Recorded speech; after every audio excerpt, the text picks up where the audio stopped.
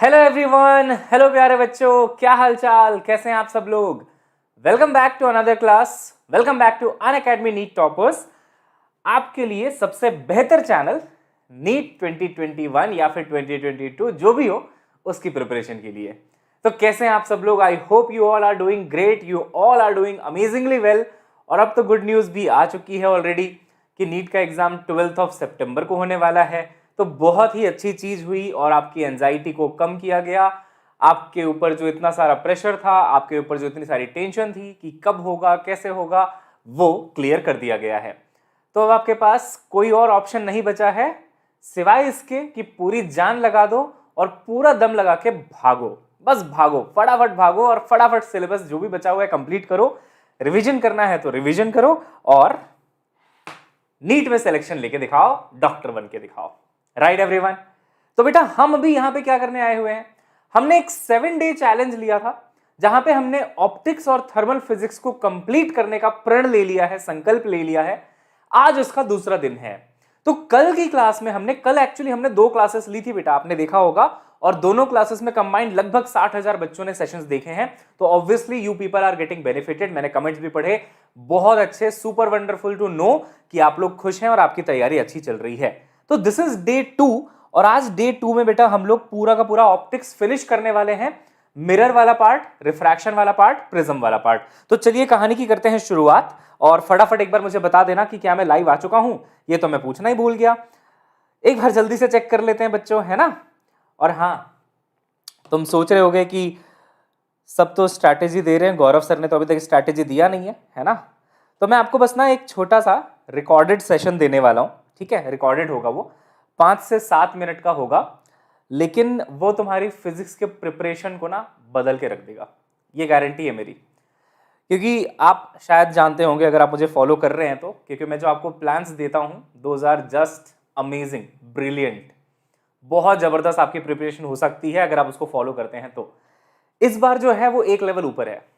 अभी तुम देखना, आज शाम तक वो सेशन आ जाएगा, 5 से 7 मिनट का होगा, आपको ज्यादा टाइम भी नहीं लगाना है। 7 मिनट 8 मिनट के अंदर अंदर सब कुछ बता दूंगा। जो बच्चा दूसरी बार रिवाइज कर रहा है, तीसरी बार रिवाइज कर रहा है, चौथी बार रिवाइज कर रहा है, उसके लिए तो है ही। जो पहली बार रिवाइज कर रहा है उसके लिए भी है, जो बच्चा पहली बार पढ़ रहा है उसके लिए भी है। वो कहते हैं ना, कुछ लोग पूछते हैं कई सारे बच्चे कि सर लास्ट के 2 महीने में पढ़ूंगा, हो जाएगा सिलेक्शन। यार मैं ये नहीं बोलूंगा कि तुम्हारा सिलेक्शन नहीं होगा, लेकिन मैं ये भी नहीं बोलूंगा कि सिलेक्शन आसानी से हो जाएगा। करोगे तो हो जाएगा, मेहनत करोगे तो हो जाएगा। क्योंकि अगर आप पहले से पढ़ रहे हैं तो बहुत सारी चीजें आपकी कंप्लीट है, अब आपको बस उसको ब्रश अप करना है और जो भी बचा हुआ है उसको खत्म करना है। थोड़े बहुत टचेस होते हैं ना जो भी बचा हुआ है, लेकिन जो बच्चा शुरू कर रहा है उसको तो सारा कुछ करना है। हम बिल्कुल नहीं बोलेंगे कि आपका सिलेक्शन नहीं हो सकता अगर आप आज से भी शुरू कर रहे हैं, लेकिन शर्त है एक, अगर आप मेहनत करते हो ना तो अच्छे रैंक भी ला सकते हो और सिलेक्शन अच्छे से करवा सकते हो। तो आज का जो मेरा प्लान है 5-7 मिनट का सेशन होगा, 60 डेज का प्लान फॉर फिजिक्स। एक बार देख लेना, दिल पे जाके बात लगेगी और मन करेगा कि यार ये प्लान अगर मैं फॉलो करूंगा ना, definitely I am going to crack, और आप करेंगे ऐसा, ठीक है। तो चलिए आगे बढ़ें, शुरू करते हैं। वो सेशन लाइव नहीं होगा, रिकॉर्डेड होगा, बट बहुत यूजफुल होगा आपके लिए, ठीक है। बेटा बिग कॉम्बो ऑफर चल रहा है नीट यूजी और आईआईटी जेई का, और यहां पे आपको डिस्काउंट मिल रहा है 2 साल का कॉम्बो ऑफर लेने पे 5999 में आपको सब्सक्रिप्शन मिल रहा है। जो बच्चे 2022 में नीट देने का प्लान कर रहे हैं, अगर आपने ऐसा सोचा है तो आपके पास 2 ऑप्शंस हैं। आप तो एक आइकॉनिक सब्सक्रिप्शन ले सकते हैं, जहां पे आपको बेटा पर्सनल मेंटर भी असाइन हो जाते हैं, जो आपको पूरा गाइड करेंगे, आपको सारा स्टडी प्लानर देंगे। जो भी परेशानी होगी आप उनको बताइए, वो उसका सॉल्यूशन बताएंगे। आपका काम सिर्फ पढ़ाई करना बचेगा। तो आइकॉनिक सब्सक्रिप्शन में अभी ऑफर चल रहा है। 1 ईयर का आइकॉनिक लोगे अगर 2022 में देना है तो 5999 में मिल जाएगा। वैसे उसकी प्राइस 65,000 है, और इसमें अगर आप मेरा कोड लगा लेते हैं जीजी लाइफ तो और डिस्काउंट मिल जाएगा आपको 10% का एक्स्ट्रा, ठीक है बेटा। तो 10% और मान लीजिए आप 6,000 रुपए और कम हो जाएंगे। मतलब you will be getting this iconic subscription only at around 53,000 rupees. Iconic subscription आपके हाथ में होगा 1 ईयर का with personal mentorship. Then you have 2 years का प्लान फॉर 2023, तो वो वैसे तो 1 लाख का होता है, बट राइट नाउ 79,999, इसमें भी अगर आप कोड लगाते हैं तो यू विल गेट 10% एक्स्ट्रा। तो जो भी बच्चे 22 या 23 का प्लान कर रहे हैं, they should start now. Batches start होना शुरू हो चुके हैं, तो यू कैन ज्वाइन। अगर आप प्लस के लिए जाना चाहते हैं तो प्लस में 2 इयर्स का सब्सक्रिप्शन लेने पे you will get extension till 31 अगस्त, और 2 ईयर के प्राइस में आपको डिस्काउंट भी मिल जाएगा। ठीक है, इसके अलावा बच्चों बहुत सारे नए बैचेस लॉन्च हुए हैं। 7 जुलाई से ये लॉन्च हुआ है नर्चर बैच, आरोहन बैच 7 जुलाई से लॉन्च हुआ है, संजीवनी बैच हैज स्टार्टेड, अतुल्य बैच हैज स्टार्टेड। तो प्लस पे बैचेस की कोई कमी नहीं है। 1 जुलाई से 15 जुलाई तक ये एक रिवीजन कैंप चल रहा है हमारे स्पेशल क्लासेस पे, जहां पे मैंने भी एक क्लास ली थी मोशन एंड 1D की, अगर आपको याद होगा, अगर आपने देखा है तो। ऐसे बहुत सारे टीचर्स और भी क्लासेस ले रहे हैं that you can attend and improve your 2021 marks. ठीक है, चलिए शुरू करें। एक बार दिल विल बना दोगे? शुरू करने से पहले थोड़े दिल मिल जाएंगे? दिल मिल गए? आइए शुरू करते हैं। कल की क्लास जो हुई थी 11 बजे, मतलब 11:30 बजे, उसमें लेंस धुआं धुआं कर दिया गया था। ऑप्टिकल इंस्ट्रूमेंट नहीं हो पाया था उस सेशन में, तो उसके लिए इवनिंग में क्लास ले ली हमने, और ऑप्टिकल इंस्ट्रूमेंट्स को क्या धुआं किया जबरदस्त तरीके से एकदम। चाहे वो माइक्रोस्कोप हो, चाहे वो टेलीस्कोप हो, चाहे वो रिजॉल्विंग पावर हो, चाहे वो ह्यूमन आई के डिफेक्ट्स हो, जहां से भी सवाल बन सकते हैं हर उस टॉपिक को किया गया और ढंग से किया गया, ताकि अगर सवाल दिख जाए तो बचना नहीं चाहिए, हो जाना चाहिए। सेम चीज अभी हम करने वाले हैं प्रिज्म के लिए। प्रिज्म अभी हमें देख के पहले ही थर थर कांप रहा है कि यार ये लोग तो अभी मचा देंगे यहां पे। तो आइए मचाते हैं। प्रिज्म क्या होता है? प्रिज्म एक कंसेप्ट है जो तब लगाया जाता है जब रिफ्रैक्शन 2 सरफेसेस से हो और दोनों सरफेसेस एक दूसरे से इंक्लाइंड हो। नहीं समझ में आया? ऐसे समझो। मान लो बेटा, अगर मैं बोलता हूं कि आपके पास ना एक स्लैब है। क्या है बेटा? एक आपके पास स्लैब है, ध्यान से सुनिएगा। मान लीजिए ऐसे एक स्लैब है, तो स्लैब तो ऐसा होता है रेक्टेंगुलर टाइप्स, है ना। यहां से मान लीजिए लाइट ऐसे एंटर करती है, बेंड होती है, यहां से बाहर जाती है, कुछ तो चल रहा है। तो जो 2 बार रिफ्रैक्शन हुआ ना, एक बार यहां पे हुआ, एक बार यहां पे हुआ, दोनों सरफेसेस एक दूसरे के पैरेलल थे क्या? बिल्कुल, स्लैब में दोनों सरफेसेस एक दूसरे के पैरेलल होते हैं। ये भी टुपुक और ये भी टुपुक, दोनों ऐसे ऐसे, है ना, एकदम पैरेलल। लेकिन प्रिज्म में आते ही ये दोनों सरफेसेस इंक्लाइन हो जाते हैं ऐसे। तो आप देखिए प्रिज्म में क्या होगा। प्रिज्म में पहले सरफेस पे लाइट ऐसे आके टकराई यहां पे, ठीक है, यहां पे ऐसे ऐसे आके टकराई। ये बेटा इसका नॉर्मल होता है, नॉर्मल यानी कि परपेंडिकुलर टू द सरफेस हो गया। तो इस एंगल को हम बोलते हैं बच्चों angle of incidence i, angle of incidence i. अब यहां पे होगा एक रिफ्रैक्शन। तो मान लीजिए रिफ्रैक्शन हुआ, ये लाइट मान लीजिए रिफ्रैक्ट होके यहां पहुंच गई, सही बात है सर। अब दूसरे सरफेस पे भी तो नॉर्मल बनाएंगे आप, यहां पे एक नॉर्मल बनाएंगे, है ना। ये कलर नहीं दिख रहा है तो लाल कलर यूज कर लेते हैं, चलो आ जाओ। तो ये एक नॉर्मल हो गया, एक नॉर्मल अपना ये वाला था इस सरफेस का। तो दूसरे सरफेस पे जाके लाइट टकराई, वहां से टकराने के बाद फिर से लाइट बाहर आ जाएगी इधर। कितने रिफ्रैक्शन हुए? 2। इसमें भी 2, उसमें भी 2, स्लैब में भी 2 और प्रिज्म में भी 2। लेकिन डिफरेंस क्या है? स्लैब में वो दोनों सरफेसेस एक दूसरे के पैरेलल थे बेटा, जबकि प्रिज्म में वो दोनों सरफेसेस एक दूसरे के पैरेलल ना होके किसी और एंगल में इंक्लाइंड है। ये जो एंगल होता है जिसमें वो एक दूसरे से इंक्लाइंड है, उसी को हम प्रिज्म एंगल कहते हैं। ए से इसको डिनोट किया जाता है। वंडरफुल सर, समझ में आया, मजा आया। यहां पे हम ए लिख देते हैं। तो ये जो ए की वैल्यू है ना, वो स्लैब में 180 डिग्री हो जाती है। आप समझ रहे हैं मेरी बात को? समझ रहे हैं आप? स्लैब का केस लेंगे तो ये पहला सरफेस दूसरा सरफेस दोनों एक दूसरे के पैरेलल, एंगल बिटवीन देम आप कह लो 0 डिग्री या फिर 180 डिग्री हो जाता है। बात समझ गए?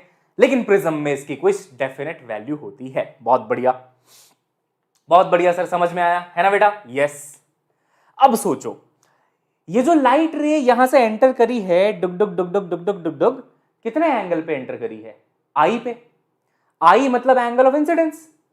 तो रिफ्रैक्शन के बाद जो ये एंगल बनाती है ना नॉर्मल के साथ, यहां पे ये देखो नमूना, ये वाला एंगल, इसकी बात कर रहा हूं। जूम करके बता दूंगा, ज्यादा परेशानी है तो देख लो भाई, जूम कर दिया है, जूम है ना। ये वाला एंगल R1 कहलाता है, angle of refraction for the first surface. Angle of refraction for the first surface R1। और सिमिलरली ये वाला एंगल कहलाता है बेटा R2, सेकंड सरफेस का एंगल नॉर्मल के साथ। ये जो लाइट ऐसे जा रही है ना, उसका एंगल नॉर्मल के साथ। और जब ये लाइट बाहर आ जाती है तो ये एंगल कहलाता है ई क्या है? Angle of emergence. तो आई मतलब कितने एंगल पे इंसिडेंस हुआ, R1 मतलब पहले सरफेस पे एंगल ऑफ रिफ्रैक्शन कितना है, R2 मतलब दूसरे सरफेस पे कितना एंगल ऑफ इंसिडेंस है, और E मतलब कितने पे वो बाहर निकल गई है। तो I R1 R2 E given क्या होगा जनरली पता है? सिर्फ I गिवन होगा भाई, सिर्फ और सिर्फ I गिवन होगा जनरली। R1 R2 और E निकालना आपको आना चाहिए। किसकी हेल्प लेंगे? Snell's law. आइए देखते हैं कैसे निकाला जाएगा R1 R2 और E। ध्यान से सुनिएगा, ठीक है। तो कुछ इक्वेशंस है यहां पे। एक इक्वेशन बेटा ज्योमेट्री से आता है जो आपको बहुत अच्छे से याद होना चाहिए, याद कर लेना इसको। A बराबर R1 प्लस R2, ये ज्योमेट्री से आता है। ट्राइंगल का टोटल एंगल 180, रेक्टेंगल का टोटल एंगल 360, इससे आता है। टेंशन लेने वाली बात नहीं है, याद करना है भाई। A यानी कि एंगल ऑफ प्रिज्म बराबर R1 प्लस R2 होता है। क्लैरिटी है बिल्कुल, पहला इक्वेशन बनके तैयार है। अब लेंगे स्नेल्स अंकल की हेल्प। मान लीजिए प्रिज्म के बाहर का जो मीडियम है बच्चों, उसका रिफ्रैक्टिव इंडेक्स 1 है, और जो प्रिज्म के अंदर का है उसका रिफ्रैक्टिव इंडेक्स म्यू है। ठीक है, बहुत बढ़िया। तो जरा लगाते हैं यहां पे अपन स्नेल्स लॉ। कौन सा लॉ? Snell's law. स्नेल्स लॉ क्या कहता है? μ1 sin I बराबर μ2 sin R। ये तो सबको पता होना चाहिए। μ1 sin I बराबर μ2 sin R। लगाओ सर और आंसर बताओ क्या आ रहा है। क्यों चेंज हो रहे हो बार बार? तांत्रिक को बुलाऊं? देखो डर गया, तांत्रिक की बात सुनते ही डर जाता है। आ गया ना, ये अपने आप चेंज होता है बेटा आजकल। मैं सोच रहा हूं फ्लैट चेंज कर लूं, बहुत बहुत गड़बड़ कर रहा है ये आजकल। रातों की नींदें उड़ा रखी है मेरी, अपने आप चेंज हो जाता है स्लाइड। चलो छोड़ो, स्नेल्स लॉ लगाते हैं। तो बेटा अगर मैं स्नेल्स लॉ लगाऊं तो देखो μ1 कितना है, बाहर का रिफ्रैक्टिव इंडेक्स 1, तो मैं लिखूंगा 1 sin I बराबर, बेटा μ2 कितना है, अंदर का रिफ्रैक्टिव इंडेक्स वो म्यू है, तो म्यू और sin R1 हो जाएगा। दिल बना के बताओ अगर स्नेल्स लॉ पहले सरफेस पे क्लियर हो गया तो मैं हो गया क्लियर पहले सरफेस का स्नेल्स लॉ। μ1 sin I बराबर μ2 sin R, done and dusted. दूसरे सरफेस पे लगाते हैं, देखिए तो यहां पे μ1 ये वाला हो जाएगा, अंदर वाले सरफेस का कितना है, म्यू है, इंटू साइन, बेटा एंगल ऑफ इंसिडेंस कितना है यहां पे देखो R2, तो यहां पे लिखोगे R2 बराबर μ2 sin R। तो μ2 देखो कितना है, बाहर वाला आ गया ना, यहां अंदर से बाहर जा रहे बेटा, तो ये μ1 है, ये μ2 है इसके लिए, है ना। तो μ1 की वैल्यू म्यू थी, बाहर है 1, बाहर कितना बेटा 1, तो यहां पे आ जाएगा 1 sin E। एक बार सारे बच्चे ना इसको ध्यान से देख लेंगे, कोई परेशानी तो नहीं है आपको। पहले मैंने इस सरफेस पे लगाया है, तो ये μ1 और ये μ2 इस सरफेस के लिए, ये इसका I ये इसका R, तो μ1 sin I बराबर μ2 sin R। फिर मैंने इस सरफेस के लिए लगाया है, तो यहां पे ये μ1 हो जाएगा, ये μ2 हो जाएगा, पहला वाला μ1 दूसरा वाला μ2 होता है, एंगल ऑफ इंसिडेंस R2 हो जाएगा, एंगल ऑफ इमरजेंसी E हो जाएगा, तो यहां पे R2 यहां पे E। दिल बनाइए, क्लियर है क्लियर है क्लियर है, हाँ।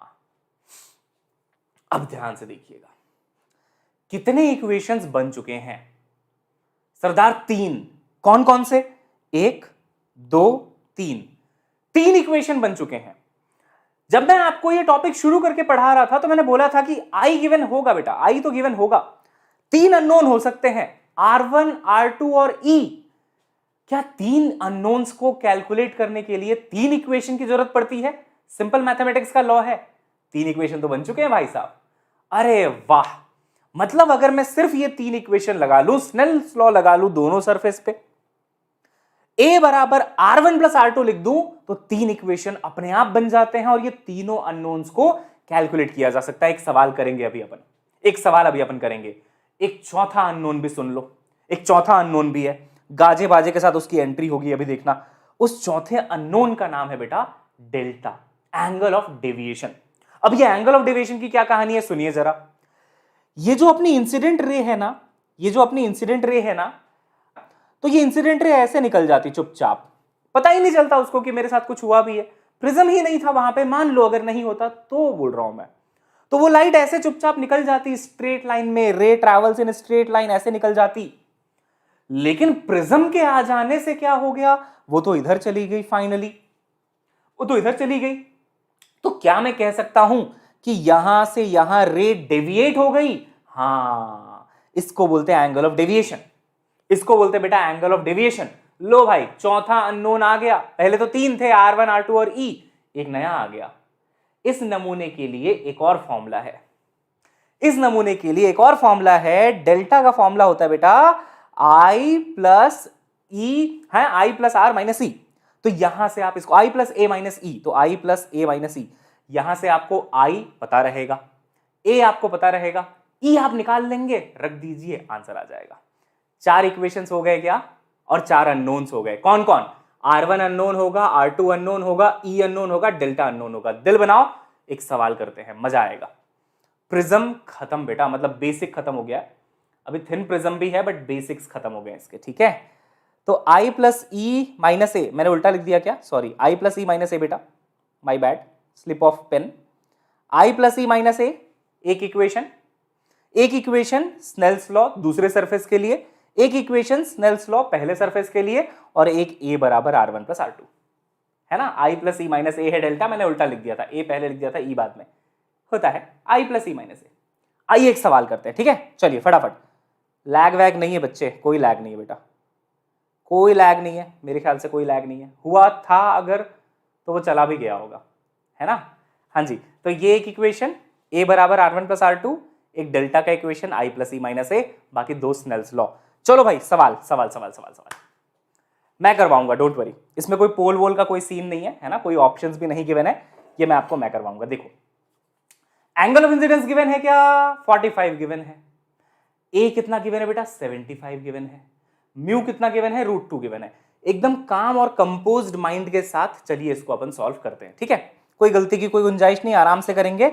आइए आइए बेटा, सबसे पहले मैं चाहता हूं आप R1 निकाल लो। मैं चाहता हूं बेटा आप ये ना R1 निकाल लो। चलो निकालते हैं R1, स्नेल्स लॉ लगा देंगे अपन, ठीक है। कुछ बच्चों ने पहले कर रखा है मुझे पता है, बट फिर भी करो एक बार, जरूरी है। R1 निकालते हैं, देखिए तो म्यू1 साइन आई, म्यू1 यानी कि बाहर का तो 1 है, तो 1 साइन आई कितना बेटा 45 बराबर म्यू2 साइन R1। म्यू2 कितना है √2, देख लो भाई, म्यू2 कितना है √2 साइन R1, तो साइन R1 आ गया। इसको सॉल्व करोगे अगर आप तो साइन 45 इज 1/√2, एक √2 उधर से आएगा, 1/2 बनेगा ये, दिस विल बी 1/2 बराबर साइन R1। और बेटा साइन थीटा 1/2 कब होता है, जब थीटा की वैल्यू 30 डिग्री हो जाए। मेरा R1 तो 30 आया, आपका R1 भी 30 आया क्या बच्चों, फटाफट बताओ बेटा। R1 सभी का 30 आ गया है क्या बेटा। लैग नहीं होगा सेशन में, बिल्कुल नहीं है लैग सेशन में, कोई लैग नहीं है बेटा सेशन में, कोई लैग वैग नहीं है बेटा सेशन में, है ना। सेशन बढ़िया चल रहा है, फोकस करो। R1 की वैल्यू 30 आ गई, बहुत बढ़िया। एक अननोन कैलकुलेट हो चुका है, 4 है टोटल, R1 R2 E और डेल्टा, एक निकल चुका है। अब सोचो R1 आ चुका है, R2 कैसे निकालोगे। तो A बराबर R1 प्लस R2 होता है प्यारे बच्चों, है ना। A की वैल्यू देखिए 75 है, R1 की वैल्यू बेटा 30 है, तो R2 कितना आ जाएगा 45। यहां से सॉल्व कर लो, 75 माइनस 30। यस, दिल बनते रहना चाहिए अगर बात समझ में आ रही है तो। R2 45 हो गया, बहुत बढ़िया सर। तो R1 आ चुका है, R2 आ चुका है, R2 आ चुका है, तो E कैसे निकालोगे भाई। यहां पे मान लो ऐसे नॉर्मल है, ये R2 है, इधर ये वाला बेटा E होता है, स्नेल्स लॉ फिर से लगा देंगे सेकंड सरफेस पे। तो म्यू1 साइन I बराबर म्यू2 साइन R, इसके लिए म्यू1 ये वाला हो जाएगा, तो √2 sign, angle of incidence R2 के बराबर है दूसरे सरफेस के लिए, तो साइन 45 बराबर म्यू2 साइन R, बाहर का कितना बेटा म्यू1 है, और साइन E हो जाएगा, तो 1 साइन E हो जाएगा, खत्म। यहां से E निकल आएगा, तो ये √2 है, साइन 45 1/√2 होता है, √2 कैंसिल, ये 1 बन जाएगा। साइन E की वैल्यू 1 आ रही है, तो E की वैल्यू 90 डिग्री आ जाएगी। अरे सबका 90 डिग्री आया, E का वैल्यू 90 डिग्री आया बेटा। कोई बहुत बड़ी रॉकेट साइंस है क्या इस सवाल में, कुछ नहीं है। दो जगह स्नेल्स लॉ लगाना है और एक बार A बराबर R1 प्लस R2 करना है, that's it, done and dusted. Final चीज डेल्टा, तो डेल्टा के लिए तो अभी अभी फॉर्मूला देखा आपने, I plus E minus A, है ना। तो I की वैल्यू 75, E की वैल्यू बेटा 90 और माइनस A की वैल्यू, सॉरी I की वैल्यू 45 थी, माय बैड। I की वैल्यू 45, E की वैल्यू 90, A की वैल्यू बेटा 75। सॉल्व करो कितना आ रहा है, 60 आ जाएगा। यार डिफिकल्ट सवाल नहीं है, बहुत आसान है, मैं बस आपको प्रोसेस सिखा रहा हूं, इस पे ज्यादा टाइम अपन नहीं लगाएंगे। दो सरफेसेस पे स्नेल्स लॉ, A बराबर R1 प्लस R2, डेल्टा बराबर I plus E minus A, done and dusted, है ना। यस, आगे बढ़ते हैं। चलिए प्रिज्म में और क्या सीखना सर, ये बताओ और क्या सीखना है। तो देखो बेटा, अभी आपने क्या सीखा पता है, अगर 45 डिग्री में इंसिडेंस हुआ, राइट, तो ये रे मान लो ऐसे गई, यहां पे ऐसे नॉर्मल बना, और ऐसे ये रे निकल गई, कहीं भी निकल सकती है। आपकी रे कितने एंगल पे निकली है बेटा, 90 डिग्री पे निकली है। एक्चुअली वो डायग्राम थोड़ा ऐसा बनेगा, 90 डिग्री पे निकली है ना, इसको ग्रेजिंग इमरजेंस बोलते हैं। ग्रेजिंग मतलब इसके साथ साथ 90 डिग्री पे निकल गई है। सही डायग्राम बनाया। बाहर जाने वाली ray parallel to the surface है, 90 डिग्री तभी तो होगा। अच्छा, अब कुछ लोगों ने क्या किया, उनके पास बहुत समय पड़ा था, खाली समय बहुत था, तो लोगों ने क्या किया, एंगल ऑफ इंसिडेंस को चेंज करते गए और एंगल ऑफ डेविएशन की वैल्यू नोट करते गए। जैसे 45 पे एंगल ऑफ डेविएशन कितना आया था, अभी 60 डिग्री, अभी अभी निकाला था आपने डेल्टा की वैल्यू। तो उन्होंने क्या किया ना, इंसिडेंस एंगल चेंज करते गए, डेल्टा नोट करते गए, और बहुत टाइम तक करते करते करते करते करते करते एक ग्राफ बना दिया उन्होंने कि अगर मैं आई की वैल्यू अलग अलग रख दूं, 30 रख दूं तो इतनी आ जाती है डेल्टा की वैल्यू, 45 रख दूं तो 60 आ जाती है डेल्टा की वैल्यू। ऐसे जब ये एक्सपेरिमेंट किया गया, जब ये ग्राफ बनाया गया ना बेटा, तो ग्राफ कुछ कुछ ऐसा बना। देखो ग्राफ कुछ कुछ ऐसा बना, मैं आपको अलग से बता देता हूं। नाइकी का लोगो देखा है आपने, है ना, बस वही। तो इधर डेल्टा ले लो, इधर आई ले लो। हम लोग क्या कर रहे हैं, अलग अलग आई की वैल्यूज पे अलग अलग डेल्टा को नोट करते जा रहे हैं। तो देखा गया कि ये ग्राफ कुछ कुछ ऐसा सा बन जाता है। नाइकी का लोगो जो बनता है ना, वैसा कुछ। Getting my point? Physics practicals में आपने किया होगा ये सब, नहीं किया तो कोई बात नहीं, टेंशन मत लो। तो हमने अलग अलग एंगल ऑफ इंसिडेंस रखा, कभी 45 रखा, कभी 30 रखा, कभी 20 रखा, कभी 10 रखा। अलग अलग एंगल ऑफ इंसिडेंस पे अलग अलग वैल्यू ऑफ डेल्टा कैलकुलेट किया और सबको नोट करके एक ग्राफ बनाया। ग्राफ कुछ ऐसा दिखाई दिया। अब इस ग्राफ की कुछ खासियतें हैं, देखो क्या क्या खासियत है इसकी, वो आप देखना, ठीक है। अगर आप कोई भी डेल्टा की वैल्यू कंसीडर करो, मान लो यहां पे कोई भी आप डेल्टा की एक डेल्टा 1 कोई भी एक वैल्यू कंसीडर करते हो, तो उस लाइन को देखो, ये इस ग्राफ को दो जगह इंटरसेक्ट कर रही होगी। कर रही है क्या? दो जगह इंटरसेक्ट, है ना, है ना, है ना। इसको मैं क्या बोलूंगा पता है, एक डेल्टा के करस्पॉन्डिंग दो एंगल ऑफ इंसिडेंस हैं। सेम डेल्टा अगर आप लेते हो तो दो जगह इंटरसेक्ट कर रहा है वो, तो इसी डेल्टा पे एंगल ये वाला भी हो सकता है, एंगल ऑफ इंसिडेंस, और सेम डेल्टा पे एंगल ये वाला भी हो सकता है। हाँ, दो एंगल्स के लिए सेम डेल्टा हो सकता है। बाद में और रिसर्च करके पता चला कि ये दो एंगल्स पता है कौन कौन से हैं, एक है आई और एक है ई। बेटा ये बहुत इंपॉर्टेंट है एग्जाम के हिसाब से, इसका ध्यान रखना। वो दो एंगल्स कौन कौन से हैं, एक है आई एक है ई। और ये बात बच्चों को नहीं चमकती है, ये समझ ही नहीं आता क्या आई क्या ई, सर समझ नहीं आया। मैं आपको समझाता हूं, देखो बेटा आप मुझे एक बात बताओ, जब यहां पे 45 पे इंसिडेंस कराया था इस ग्राफ में, इस क्वेश्चन में, डेल्टा कितना आया था? Please reply. 60 आया था सर, आया था ना। 45 पे एंटर कराया था लाइट को, तो डेल्टा आया था 60। अच्छा, इसके ई की वैल्यू कितनी आई थी, एंगल ऑफ इमरजेंस 90 आई थी। इस कहानी का तात्पर्य यह है, जो मैं आपको ग्राफ में पढ़ा रहा था, कि अगर आप 45 पे इंसिडेंट कराओ तो डेल्टा 60 मिलता है। अगर आप इसी लाइट को इसी प्रिज्म में 90 पे भी इंसिडेंट कराओगे ना, तो भी डेल्टा 60 ही मिलेगा। यानी कि चाहे आप एंगल ऑफ इंसिडेंस आई के बराबर रखें तब तो डेल्टा 60 है, आप एंगल ऑफ इंसिडेंस ई के बराबर रख दीजिए तो भी आपको डेल्टा 60 ही मिलेगा। मेरी बात समझ में आ रही है आप सभी को? आई से भेजो चाहे ई से भेजो, आई की वैल्यू यहां पे 45 आई थी, ई की वैल्यू यहां पे 90 है, तो आप चाहे इंसिडेंस 45 पे कराइए चाहे आप इंसिडेंस 90 पे कराइए, आपको सेम वैल्यू ऑफ डेल्टा मिलने वाला है।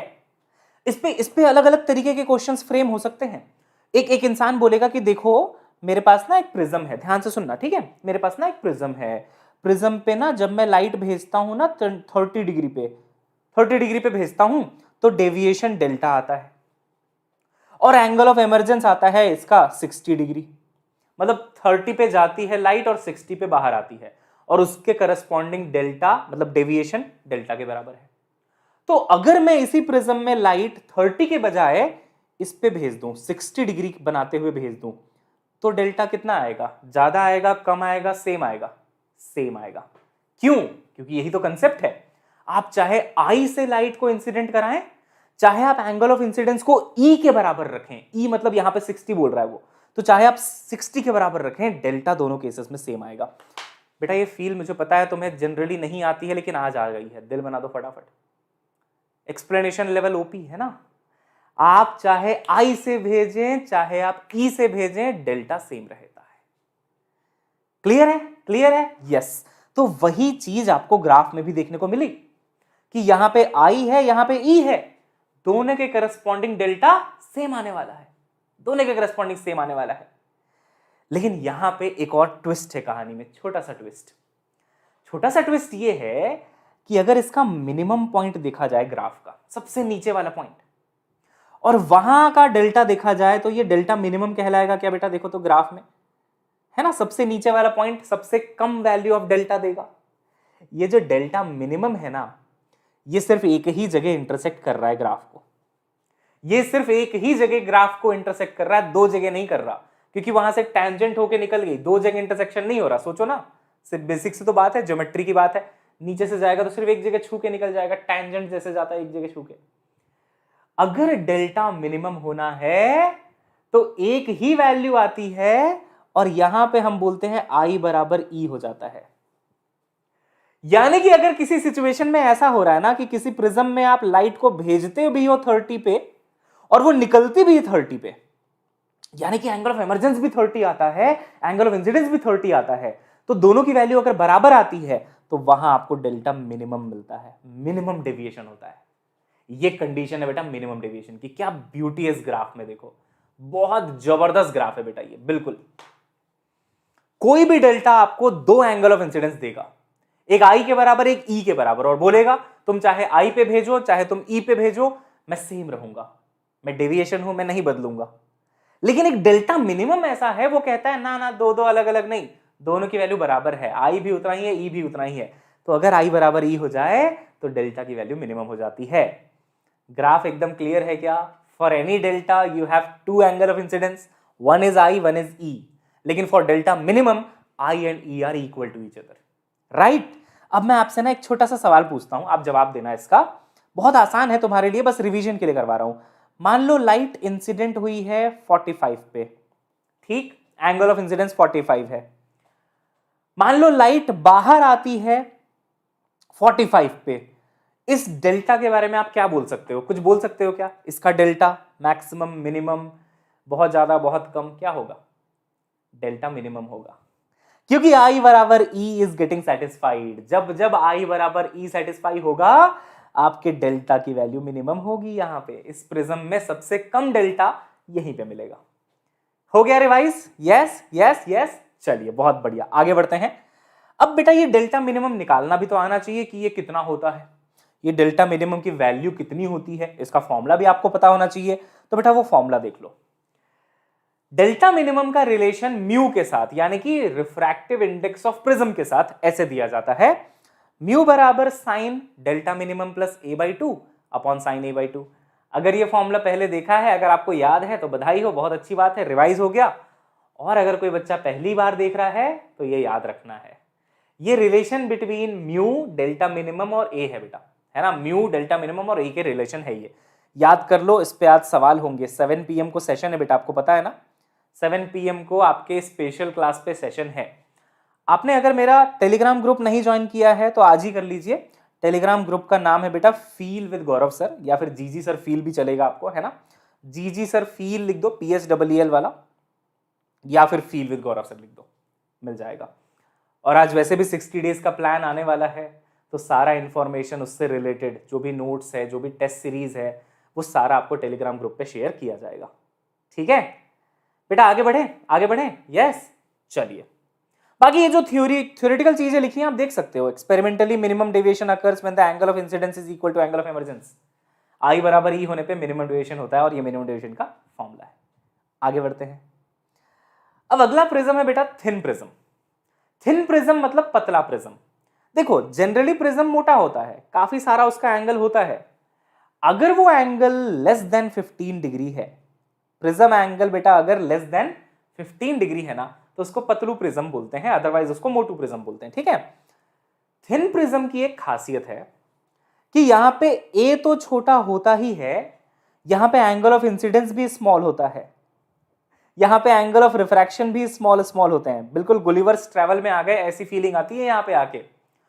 कुछ बच्चों को यहां पे डाउट आता है कि सर आप ए को छोटा बोल रहे हो हमें समझ में आया, क्योंकि उसका ज्योमेट्री ही ऐसा है कि बहुत पतला सा प्रिज्म है वो। लेकिन सर एंगल ऑफ इंसिडेंस कैसे स्मॉल हो गया? वो तो हम पे डिपेंड करता है ना, हम कितना एंगल पे भेज रहे हैं। तो एंगल ऑफ इंसिडेंस को आप स्मॉल कैसे बोल सकते हो? अगर आपको ये डाउट आ रहा है तो आइए आपका डाउट क्लियर करता हूं पहले तो, है ना। मान लीजिए बेटा एक यहां पे बहुत मोटू प्रिज्म है, बहुत बड़ा एंगल इसका बन रहा है, ध्यान से देखना।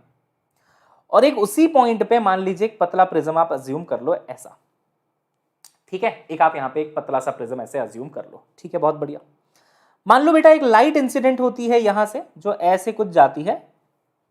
चलिए देखते हैं इस लाइट का एंगल तो दोनों के लिए सेम होना चाहिए या अलग अलग होना चाहिए, देखते हैं, है ना। लाइट की डायरेक्शन तो सेम है, पहले प्रिज्म के लिए भी दूसरे प्रिज्म के लिए भी। एंगल ऑफ इंसिडेंस देखते हैं जरा। तो यहां पे अगर आप नॉर्मल डालो ना तो ये बहुत बड़ा एंगल आपको दिखाई देगा। नॉर्मल आपने डाला, बहुत बड़ा एंगल आपको दिखाई दिया। बट उसी लाइट के लिए अगर इस प्रिज्म पे एक नॉर्मल डाला जाए ना तो वह एंगल देखो एकदम छोटा हो गया। तो मैंने लाइट की डायरेक्शन चेंज नहीं करी है, लाइट उसी डायरेक्शन में जा रही है। लेकिन अगर उसके सामने मोटा प्रिज्म रखा है तो आई की वैल्यू काफी ज्यादा आ रही है, लेकिन अगर एकदम पतला प्रिज्म रखा है तो आई की वैल्यू बहुत छोटी हो जाती है। क्लियर हुआ? तो सिर्फ ए ही छोटा नहीं होता, आई भी छोटा हो जाता है, R1 भी छोटा हो जाता है, R2 भी छोटा हो जाता है, सब छोटे छोटे छोटे छोटे छोटे छोटे हो जाते हैं। आप गुलिवर्स ट्रैवल मूवी देखे हैं, या फिर जजंत्रम ममंत्रम आई थी ना हिंदी में, वैसा कुछ, सब छोटे छोटे छोटे छोटे, ठीक है। आप ही बस बड़े बचते हो, बाकी सब छोटे। फिर आप बोलते हो कभी कभी लगता है आप निज भगवान है ना, वैसी सिचुएशन है बेटा। क्लियर हुआ ना? चलिए यहां पे एंगल ऑफ डेविएशन का फॉर्मूला काफी आसान होता है, डायरेक्ट निकल आता है। डायरेक्ट क्या फॉर्मूला है एंगल ऑफ डेविएशन का पता है? ए म्यू माइनस 1, खत्म। A angle of prism, mu is the refractive index -1। हालांकि एक और चीज मैं आपको बताना चाहूंगा, क्योंकि सभी एंगल्स यहां पे छोटे छोटे हैं, तो अगर कहीं पे साइन आई आपको लिखना पड़ रहा है ना बेटा, तो उसको अप्रोक्सीमेट किया जा सकता है आई में। ये निंजा टेक्निक जानते हैं आप लोग? छोटे एंगल्स के लिए साइन थीटा बराबर थीटा अप्रोक्सीमेटली, टैन थीटा बराबर भी थीटा अप्रोक्सीमेटली, कॉस थीटा बराबर 1। ये टेक्निक सीख लो भाई। अगर साइन थीटा है छोटे एंगल के लिए तो अप्रोक्सीमेटेड किया जाता है थीटा को। अगर मान लीजिए टैन थीटा है, थीटा स्मॉल है अगर, तो वो भी थीटा से अप्रोक्सीमेट हो सकता है। लेकिन अगर वहीं पे कॉस थीटा है और बहुत स्मॉल है तो इसको हम 1 ले लेते हैं। ये 3 चीजें आपको पता होनी चाहिए, ठीक है। चलिए एक क्वेश्चन करते हैं, आइए। क्वेश्चन कहां गया भाई? अरे क्वेश्चन था तो सही, कहां गया? अच्छा यहां है, छुप के बैठा है, छुप गया बदली में जाके, क्वेश्चन भी शर्मा गया। नए एजुकेशन मिनिस्टर को देख के सबको पसीना आ गया है ना। वैसे क्या कहना है आपका नए एजुकेशन मिनिस्टर के बारे में? मेरे को तो बहुत अच्छा लगा, सीधी बात, नो बकवास, है ना। बढ़िया आए, एकदम सीधा ट्वीट किया, काम खत्म कर दिया। चलो अच्छा, ये तो डेविएशन वाला क्वेश्चन आ गया। सॉरी मैंने आपको गलत क्वेश्चन दे दिया, रुको यार। वो क्वेश्चन मैंने डलवाया तो था, वो कहाँ गया बेटा? क्वेश्चन गायब है, हमारा क्वेश्चन गायब हो चुका है, हमारा सवाल गायब हो चुका है।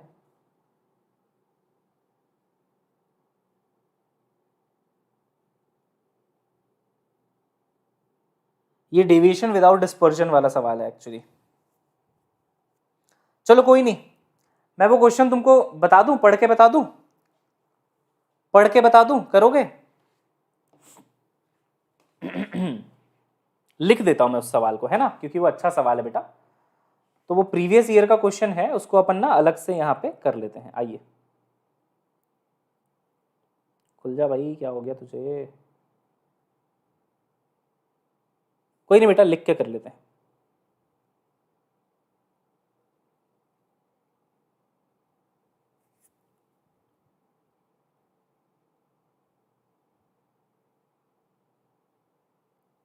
हाँ, कह रहा है ray of light is incident at an angle of incidence I on a face of prism angle A. Thin prism बोला गया, मैं आपको लिख के समझा देता हूं, आप इसका आंसर कर देना, 4 ऑप्शन दे दूंगा, ठीक है। ये मैंने डलवाया था बट पता नहीं कैसे नहीं आया, चलो कोई बात नहीं। एक थिन प्रिज्म गिवन है और ये कह रहे हैं कि यहां पे लाइट जो है वो एंटर करती है आई एंगल बनाते हुए, ठीक है, बहुत बढ़िया। इसमें एक सेंटेंस लिखा हुआ है, जो मैं सेंटेंस ही लिखूंगा। This light emerges normally from the opposite face. इस लाइट का जो एमर्जेंस होता है ना, ये emerges normally from opposite face. ठीक है, ये नॉर्मली बाहर आती है दूसरे फेस से। अगर इसका म्यू है रिफ्रैक्टिव इंडेक्स, ए है इसका एंगल ऑफ प्रिज्म, तो बताइए angle of incidence i is nearly equal to what? Question समझ में आया बेटा? आई पे इंसिडेंस हुआ है, थिन प्रिज्म है, दूसरे सरफेस से नॉर्मली बाहर आ रही है लाइट, नॉर्मली, नॉर्मल मतलब 90 डिग्री बनाते हुए सरफेस के साथ, तो i will be nearly equal to how much? पहला ऑप्शन ए अपॉन म्यू, दूसरा ऑप्शन ए अपॉन 2 म्यू, तीसरा ऑप्शन बेटा म्यू इंटू ए, और चौथा ऑप्शन है आपका म्यू ए डिवाइडेड बाई 2। चलो फटाफट। वैसे क्वेश्चन को यहां पे टाइप्ड फॉर्म में होना चाहिए था, बट पता नहीं क्यों मिसिंग है, इसलिए मैं आपको ऐसे करा रहा हूं। ठीक है, हाँ जी। आइए देखते हैं कौन कौन सही आंसर दे रहा है। तो म्यू ए कह रहे हैं बहुत सारे बच्चे, है ना? किसका बर्थडे भाई आज? पिल्लू का बर्थडे है आज? अच्छा, पिल्लू भी बर्थडे मनाते हैं, मुझे लगा सिर्फ इंसान मनाते हैं।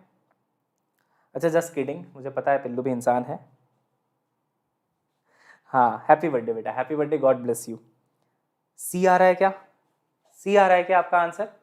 म्यू इंटू ए आ रहा है क्या आपका आंसर? प्रीवियस ईयर सवाल है बेटा नीट का। आइए इसको सॉल्व करते हैं, बहुत बढ़िया है सवाल, आइए सॉल्व करते हैं। अगर आपका आंसर सी आ रहा है तो आपको बधाई हो, आपने इसको सही तरीके से सॉल्व कर लिया है। अब देखो इसका सॉल्यूशन कैसे होगा।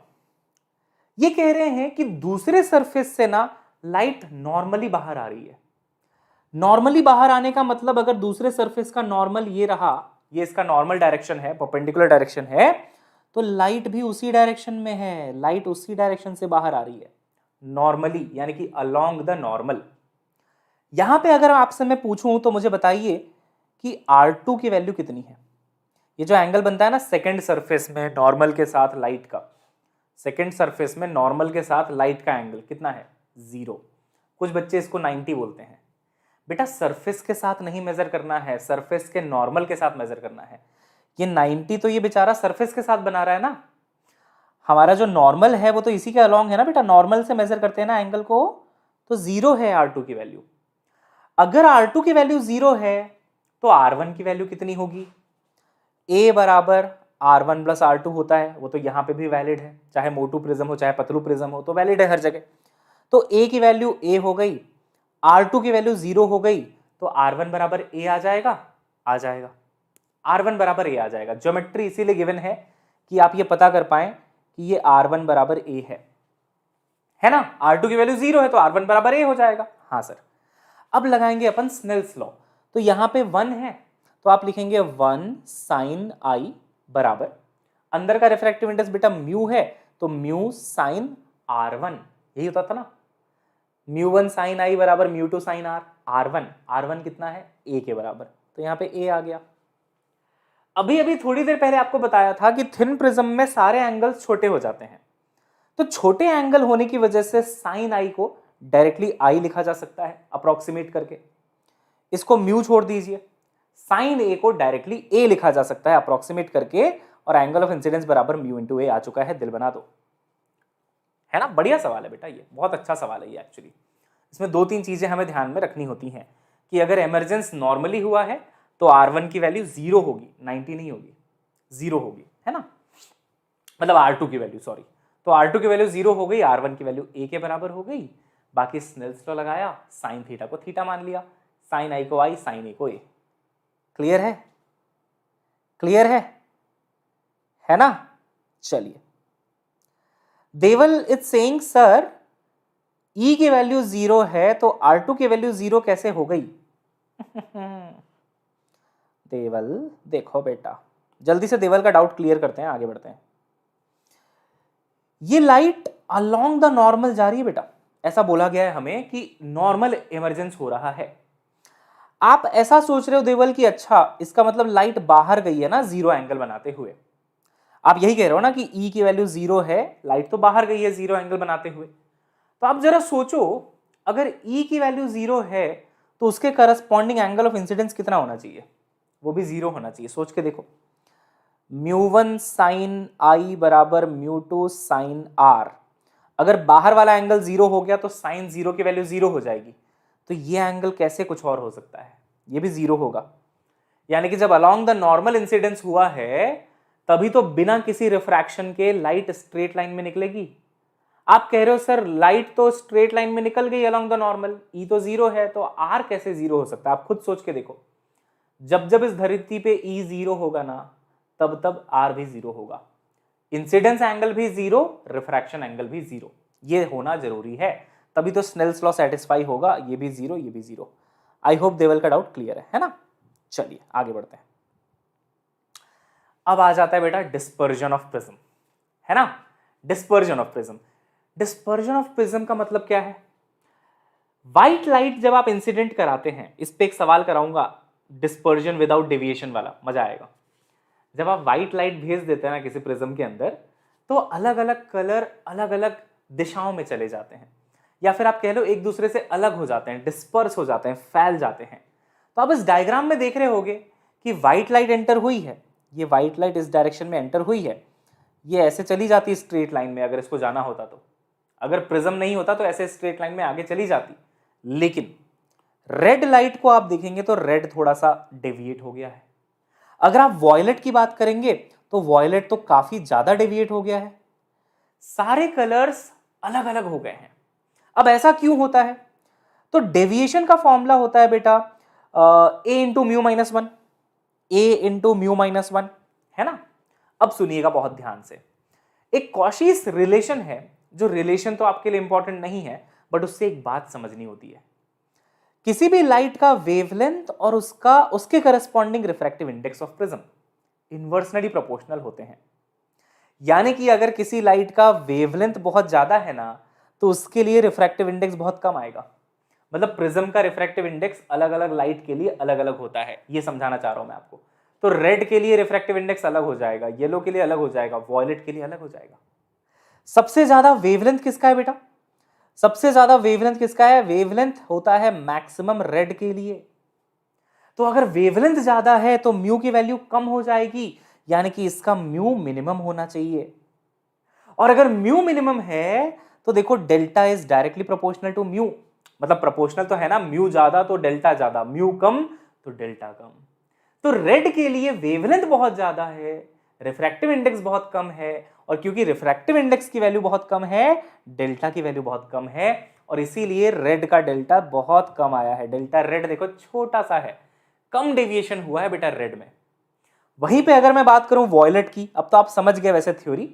अगर मैं वॉयलेट की बात करूं तो उसका लैम्डा मिनिमम होता है बच्चे, और लैम्डा मिनिमम है तो म्यू मैक्सिमम हो जाएगा, क्योंकि इनवर्स का रिलेशन है, तो म्यू विल बी मैक्सिमम। और अगर म्यू मैक्सिमम है तो डेल्टा विल बी मैक्सिमम। अगर म्यू ज्यादा है तो डेल्टा ज्यादा होगा, तो म्यू मैक्सिमम होने से डेल्टा मैक्सिमम। तो आप देखिए डेविएशन सबसे ज्यादा वॉयलेट का हुआ है। क्या बाकी सारे कलर्स इन्हीं दोनों के बीच में है? बाकी सारे कलर्स इन्हीं दोनों के बीच में है, बिल्कुल सर। तो ये जो यहां से यहां तक का एंगल बनता है ना, जिसमें सारे कलर्स हैं, उसको हम एंगुलर डिस्पर्जन कहते हैं। थीटा से उसको हम डिनोट करते हैं। एंगुलर डिस्पर्जन लिख दूं? लिख देता हूं, एंगुलर डिस्पर्जन। सारे एंगल्स उन्हीं दोनों के बीच में आने वाले हैं। तो बताइए थीटा की वैल्यू आपको कितनी दिखाई दे रही है? ऊपर से पूरा नीचे तक डेल्टा वी है, यहां से यहां तक पूरा डेल्टा वी है, यहां से यहां तक डेल्टा आर है, तो दोनों को सबट्रैक्ट कर दो, थीटा आ जाएगा। तो theta is delta v minus delta r. दिल बनते रहने चाहिए। This is called angular dispersion. Dispersion की theory clear? Done and dusted? Yes. धीरे धीरे हम आगे बढ़ रहे हैं, हर एक चीज धीरे धीरे खत्म करते जा रहे हैं। जिनका रिवीजन चल रहा है उनका रिवीजन है, कोई बात नहीं। जो पहली बार पढ़ रहे हैं उनका पहली बार की पढ़ाई भी चल रही है, बढ़िया है ना? तो delta v minus delta are. अच्छा, इस फॉर्मूले को थोड़ा और डिटेल में लिखना चाहो तो लिख सकते हो। क्या करोगे आप डिटेल में लिखने के लिए? थीटा बराबर delta v minus delta are है ना बेटा। डेल्टा का फॉर्मूला क्या होता है? डेल्टा का फॉर्मूला होता है सर ए म्यू माइनस 1। तो डेल्टा वॉयलेट को आप क्या लिखोगे? चलो ए तो सेम है, सेम प्रिज्म है, ए तो चलो यही है। म्यू के जगह आ जाएगा म्यू वॉयलेट माइनस 1, और यहां पे क्या आ जाएगा? माइनस करके ए म्यू रेड -1। समझ में आया? कुछ नहीं किया है, बस दोनों के डेल्टा की वैल्यू लिख दी हमने, a into mu v -1 minus a into mu r -1। ये आपको देता है angular dispersion, delta violet minus delta r, angular dispersion. कई बार सवाल में लिखा होता है कि there is deviation without dispersion. There is what? Deviation without, WO क्या है बेटा? Without dispersion. अगर ऐसा लिखा है ना तो आप समझ जाना कि ये कहना चाह रहा है कि डिस्पर्जन की वैल्यू 0 करनी है, डिस्पर्जन की वैल्यू 0 करनी है। तो यार इसको उठा के 0 कर देना, काम हो जाएगा। आप समझ रहे मेरी बात? डिस्पर्जन की वैल्यू 0 करनी है, डेविएशन विदाउट डिस्पर्जन, कोई डिस्पर्जन नहीं चाहिए हमें, सिर्फ डेविएशन चाहिए। तो लाइट तो बेंड हो रही है लेकिन डिस्पर्जन नहीं हो रहा, तो डिस्पर्जन नहीं होगा जब ऐसा, है ना? तो इससे आप कर सकते हैं, ठीक है। वैसे जनरली जब दो प्रिज्म को एक साथ कंबाइन किया जाता है ना तब होता है, थोड़ा और इसके बारे में डिटेल में आपको करा दूंगा, डोंट वरी। एंगुलर डिस्पर्जन का फॉर्मूला क्लियर है बेटा? Delta v minus delta are, है ना? अच्छा, dispersive power, next topic is dispersive power, है ना? तो डिस्पर्सिव पावर यहां पे समझ लो आप, ये सब फॉर्मूले हैं जो आपको याद रखने हैं, कई बार सवाल आ जाते हैं। डिस्पर्सिव पावर क्या होती है? देखो, डिस्पर्सिव पावर जो होता है उसको हम ओमेगा से डिनोट करेंगे। दिस इज एंगुलर डिस्पर्जन, यानी कि theta divided by mean deviation. Mean deviation yellow colour के लिए लिया जाता है। तो यहां पे थोड़ा सेंटेंस भी लिख देता हूं इसका। ऊपर आ जाता है बेटा एंगुलर डिस्पर्जन जो थीटा है, जो आपने अभी अभी देखा, और नीचे आ जाता है मीन डेविएशन। मीन डेविएशन कौन से कलर के लिए लिया जाता है प्यारे बच्चों? मीन डेविएशन लिया जाता है येलो कलर के लिए, ठीक है। तो ये फॉर्मूला ऐसा बन जाएगा।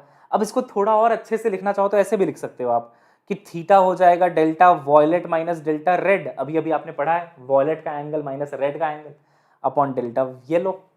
और इसको अंदर से आप ओपन करना चाहते हैं तो डेल्टा वॉयलेट का यहाँ पे फॉर्मूला डाल दीजिएगा, डेल्टा वॉयलेट बराबर a mu v -1। Delta red का फॉर्मूला भी आप यहाँ पे डाल सकते हैं, इतना करने की जरूरत नहीं है बट समझा रहा हूं मैं आपको बस। इसमें आप चाहें तो डेल्टा येलो का भी फॉर्मूला डाल सकते हैं, a म्यू येलो -1, खत्म, है ना? अगर डिस्पर्सिव पावर नीट 2021 में आ जाए तो आप निकाल पाओगे? बहुत सिंपल है, ये करना होता है बस। ऊपर एंगुलर डिस्पर्जन, नीचे mean deviation, angular dispersion violet minus red upon yellow, खत्म। दिल बना दो फटाफट, क्लियर है बिल्कुल, है ना? यस। कई बार ऐसा देखा गया है जेई मेंस में कि आपको म्यू वी गिवन होता है, म्यू आर गिवन होता है, मतलब रेड के लिए रिफ्रैक्टिव इंडेक्स गिवन है, वॉयलेट के लिए गिवन है, डिस्पर्सिव पावर आपसे पूछ रहे हैं, लेकिन म्यू वाई गिवन नहीं होता जनरली। तो क्योंकि म्यू वाई मीन है ना, तो मीन को आप ऐसे निकाल सकते हो, mu r plus mu v divided by 2, average value दोनों का। अगर नहीं गिवन होगा तो, अगर तीनों का रिफ्रैक्टिव इंडेक्स गिवन है तब तो कोई बात ही नहीं है, यहां से डेल्टा वी आ गया, यहां से डेल्टा वाई आ गया, यहां से डेल्टा आर आ गया, खत्म है, फिर तो तीनों की वैल्यू गिवन है, निकाल लेना। अगर सिर्फ म्यू वायलेट और म्यू रेड गिवन है तो म्यू येलो की वैल्यू ऐसे निकाल लेते हैं अपन, कैसे? एवरेज करके। क्लियर बेटा? क्लियर क्लियर क्लियर, है ना? बढ़िया रिवीजन चल रहा है, चलिए वेरी नाइस। अब मैं आपसे एक सवाल पूछता हूं, मान लो एक प्रिज्म ऐसे रखा हुआ है, इसका प्रिज्म एंगल मान लो बेटा A1 है, ठीक। यहां पे लाइट मान लो ऐसे एंटर करती है, इस लाइट को ये ऐसे कुछ तो डेविएट करा देता है, ऐसे क्लॉकवाइज डेविएशन करवा देता है, ठीक है। इसने इसका क्लॉकवाइज डेविएशन करवा दिया। अगर मैं एक प्रिज्म और जोड़ दूं, यहां पे उल्टा रख दूं उस प्रिज्म को, ऐसे, ये देखो ऐसे उल्टा रख दिया मैंने, क्या ये प्रिज्म उल्टा रखा हुआ है सर? हाँ, उल्टा रखा हुआ है। तो यार पहले वाले ने क्लॉकवाइज डेविएशन कराया, दूसरा वाला एंटी क्लॉकवाइज डेविएशन कराएगा। क्या ऐसा पॉसिबल है कि नेट डेविएशन 0 कर लिया जाए? है। मान लो पहले वाले ने 4 डिग्री डेविएशन दिया क्लॉकवाइज, दूसरे वाले ने 4 डिग्री डेविएशन दे दिया anti clockwise, 4 degree anti clockwise, तो नेट डेविएशन कितना आ जाएगा? Delta net 0। होगा नहीं होगा? होगा नहीं होगा? बिल्कुल हो सकता है। तो आइए इस पे एक सवाल ट्राई करते हैं। और डेविएशन का फॉर्मूला क्या है? किसी भी प्रिज्म का डेविएशन, किसी भी प्रिज्म का डेविएशन जो होगा बेटा a म्यू -1 होगा। यहां पे मैं किसी कलर की बात नहीं कर रहा, किसी एक कलर के डेविएशन की बात नहीं कर रहा, मैं ओवरऑल डेविएशन ऑफ रे की बात कर रहा हूं। अगर मोनोक्रोमेटिक लाइट ली गई है तो उसके ओवरऑल डेविएशन की बात कर रहा हूं, है ना। बाकी यहां डिस्पर्जन समझाने के लिए अलग अलग कलर की भी बात करी गई थी कि रेड का कितना होगा, वॉयलेट का कितना होगा, तो वॉयलेट का ज़्यादा, रेड का कम, डिस्पर्जन, एंगुलर डिस्पर्जन आ गया, डिस्पर्सिव पावर आ गया, वो एक अलग डिस्कशन था। यहां पे मैं कह रहा हूं अगर ओवरऑल डिस्पर्जन देखा जाए, ओवरऑल डेविएशन देखा जाए लाइट का, तो पहला वाला इतना कराएगा, दूसरा वाला भी उतना कराएगा, नेट जीरो हो सकता है, पॉसिबल है ये चीज। आइए क्वेश्चन करके देखते हैं कैसे सवाल इसमें से आते हैं। करो तो बेटा ट्राई। एक थिन प्रिज्म है जिसका एंगल 15 है, made of glass, refractive index इतना, combined with another prism of glass, refractive index इतना, combination of the prisms produce dispersion without deviation, तो angle of second prism should be. Dispersion हो रहा है, हमें उससे मतलब नहीं है, विदाउट डेविएशन लिखा है, विदाउट डेविएशन मतलब नेट डेविएशन कितना होगा, नेट डेविएशन 0 होगा। करो।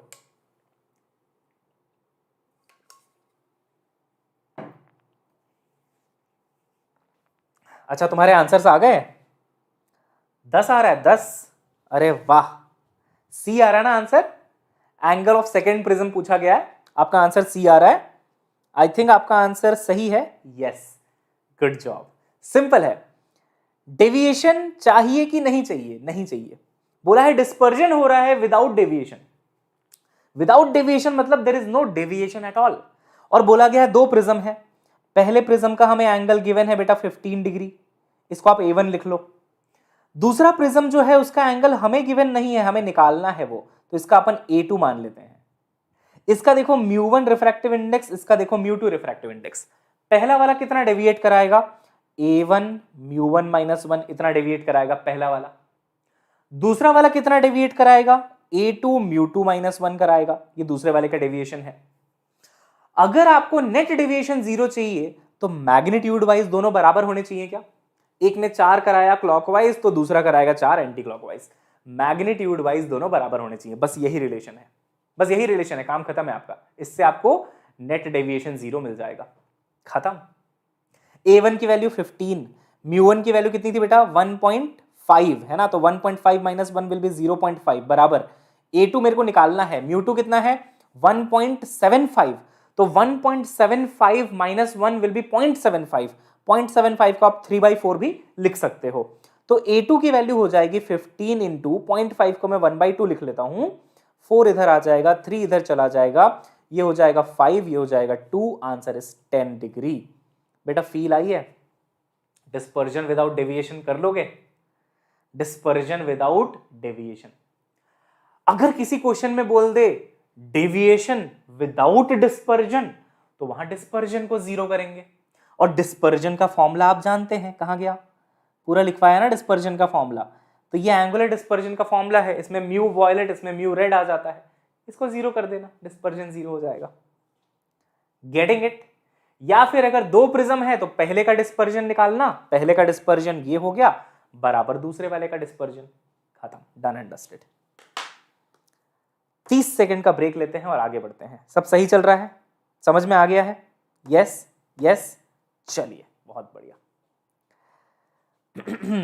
थोड़ा जल का सेवन कर लेते हैं। प्रिज्म तुम्हारा फिनिश हो चुका है, अब हम लोग शुरू करने वाले हैं नया टॉपिक, स्फेरिकल मिरर।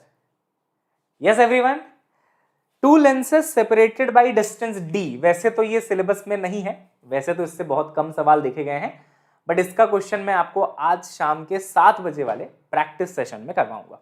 तो आज शाम को 7 बजे स्पेशल क्लास पे प्रैक्टिस सेशन है, आ जाइए, वहां पे करवाएंगे वाला सवाल, ठीक है बेटा? आप ये मत सोचो कि क्वेश्चंस रह गए, कुछ क्वेश्चंस होंगे, क्वेश्चन के लिए डेडिकेटेड सेशन तभी तो रखा है। ये तो अभी थ्योरी प्लस प्रैक्टिस दोनों चल रहा है, क्योंकि फिजिक्स में ऐसा नहीं पॉसिबल है कि सिर्फ थ्योरी करा दें, क्वेश्चन कराने से ही तो फील आती है। तो जहां भी हो पाता है मैं उससे रिलेटेड क्वेश्चन डालने की पूरी कोशिश करता हूं, है ना? हाँ, कुछ क्वेश्चंस और होंगे जो अपन प्रैक्टिस सेशन में करेंगे डेडिकेटेडली अलग से, ठीक है? चलो बेटा इसको ट्राई करो, मतलब इसमें ट्राई क्या करना है, इसको देखो एक बार बस।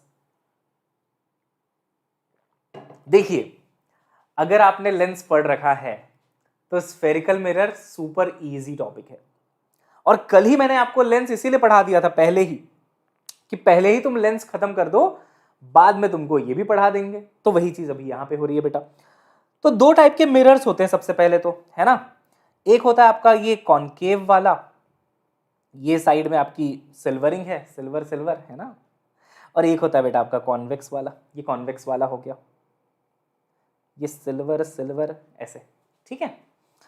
अब इस वाले केस में अगर देखा जाए पहले वाले में, तो मान लो बेटा अगर लाइट ऐसे इंसिडेंट होती है, ऐसे लाइट जाती है पैरेलल लाइट, तो पैरेलल सेट ऑफ रे रिफ्लेक्ट होने के बाद फोकस से होके गुजरती है, तो यहां पे इसका फोकस मिलेगा।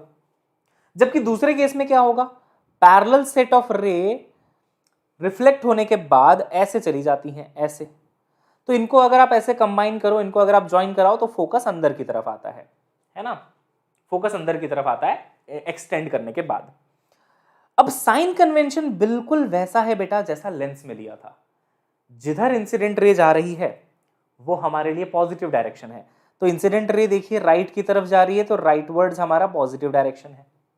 इसमें भी देखिए इंसिडेंट रे राइट की तरफ जा रही है, तो राइटवर्ड्स हमारा पॉजिटिव डायरेक्शन है। अब अगर प्लस माइनस पता करना है तो पोल से पूछेंगे कि पोल भैया बताइए फोकस किधर है, तो पोल कहता है देखो भाई फोकस तो लेफ्ट की तरफ है, फोकस तो लेफ्ट की तरफ है, यहां से अगर देखोगे तो लेफ्ट की तरफ है। ओ भाई हमने तो राइट की तरफ पॉजिटिव माना था, ये फोकस तो लेफ्ट की तरफ मिला, तो इसका फोकल लेंथ नेगेटिव होगा, और फोकल लेंथ का फॉर्मूला r/2 होता है ना, रेडियस ऑफ कर्वेचर का हाफ। डन। तो concave mirror will have negative focal length. हालांकि अगर मैं कॉन्वेक्स की बात करूं तो अब आप देखो राइट वर्ड्स पॉजिटिव तो है, अगर पोल से पूछोगे फोकस किधर है तो बोलेगा राइट की तरफ है भाई, अरे राइट वर्ड्स पॉजिटिव भी है और फोकस भी राइट की तरफ है, पॉजिटिव फोकल लेंथ। दिल बनाइए, बात क्लियर है। Convex lens, convex mirror sorry, और कॉन्केव मिरर, तो कॉन्केव मिरर का focal length negative, convex mirror का पॉजिटिव। साइन कन्वेंशन क्लियर, जिधर इंसिडेंट रे उधर पॉजिटिव। चलिए बहुत बढ़िया। मिरर फॉर्मूला तो ये मैंने आपको लेंस के टाइम पे भी पढ़ा दिया था। फोकल लेंथ यहाँ पे r/2 होता है, कोई बड़ा सा फॉर्मूला नहीं है लेंस के जैसा कि 1/f बराबर μ - 1 1/r1 - 1/r2, ऐसा कुछ नहीं है, सीधा r/2 है। और 1/v + 1/u is equal to 1/f। इसका एक शॉर्ट ट्रिक फॉर्मूला, जनरली हमें v निकालना होता है, तो अगर आप इसका साइड चेंज करके एक शॉर्ट ट्रिक फॉर्मूला बनाएंगे तो वो बनता है u × f upon u - f, है ना बेटा, u × f upon u - f। ये फॉर्मूला आप याद कर सकते हैं, इससे डायरेक्ट आपका v यानी कि इमेज का लोकेशन निकल आता है। ट्रांसवर्स मैग्निफिकेशन यहाँ पे -b/u होता है। कल ही मैंने आपको ये बात सिखाई थी कि लेंस में जो फॉर्मूला है उसमें बस प्लस माइनस चेंज हो जाता है, यानी कि लेंस में ना यहाँ पे माइनस आ जाता है और मैग्निफिकेशन में यहाँ पे प्लस आ जाता है, इतना फर्क है बस। क्लियर है? सवाल करें, सवाल करें। हाँ, अगर आपको यहाँ पे वर्चुअल और रियल पहचानना है, मान लो आपको किसी सवाल में बोला गया वर्चुअल है कि रियल है ये बताओ, तो आपका शॉर्ट ट्रिक बेटा पीवी, ये भी कल बताया था, है ना। अगर इमेज का लोकेशन पॉजिटिव आता है तो इमेज का नेचर होगा वर्चुअल, है ना, नेगेटिव आ गया तो रियल, पॉजिटिव आ गया तो वर्चुअल। तो यहाँ पे पीवी और लेंस पे जाके प्यार, PR, पॉजिटिव रियल। तो ये सारे शॉर्ट ट्रिक्स आपको काम आते हैं, बहुत हैंडी होते हैं, ठीक है। चलिए एक सवाल मैं करा रहा हूं, अगला सवाल आप करना। बहुत सिंपल है, ऑब्जेक्ट दिया हुआ है, उसका लोकेशन दिया हुआ है, एक मिरर दिया हुआ है, फोकल लेंथ दिया हुआ है। सबसे पहले तो देखो कौन सा मिरर है ये मिरर कॉन्केव है। एग्जामिनर यहाँ पे सिर्फ 20 लिख के होशियार बनने की कोशिश कर रहा है कि बच्चे से गलती करवा लूं कि फोकल लेंथ 20 है, बच्चा सोचेगा हाँ 20 है, 20 लेके कर लेता हूं। मिरर देखो कौन सा है, कॉन्केव। सबसे पहले तो फोकल लेंथ नेगेटिव ही हो सकता है, कॉन्केव मिरर का फोकल लेंथ नेगेटिव होता है, सिंपल सी बात है, नेगेटिव हो गया सबसे पहले, चाहे वो माइनस लिखे चाहे ना लिखे, हमें वो लिखना है, उसके बिना नहीं होगा क्वेश्चन सॉल्व। अब बात करते हैं ऑब्जेक्ट के लोकेशन की। ऑब्जेक्ट का लोकेशन देखो कहां पे है ना, इधर आ जाता हूं मैं, यहां से करते हैं। देखो तो ऑब्जेक्ट से जो रे जाएगी बेटा वो इधर जाएगी क्या, राइट की तरफ जाएगी क्या? तुम्हारा आंसर आ गया। प्रैक्टिस सेशन आज 7 बजे है ना बेटा, आज शाम को 7 बजे है, ठीक है। हाँ, रे उधर जा रही है, राइट की तरफ जा रही है, तो राइट वर्ड्स पॉजिटिव। अब पोल अंकल से पूछो, पोलू अंकल से पूछो किधर है ऑब्जेक्ट, तो पोल क्या बोलेगा, ऑब्जेक्ट तो लेफ्ट की तरफ है बेटा, ऑब्जेक्ट तो लेफ्ट की तरफ है।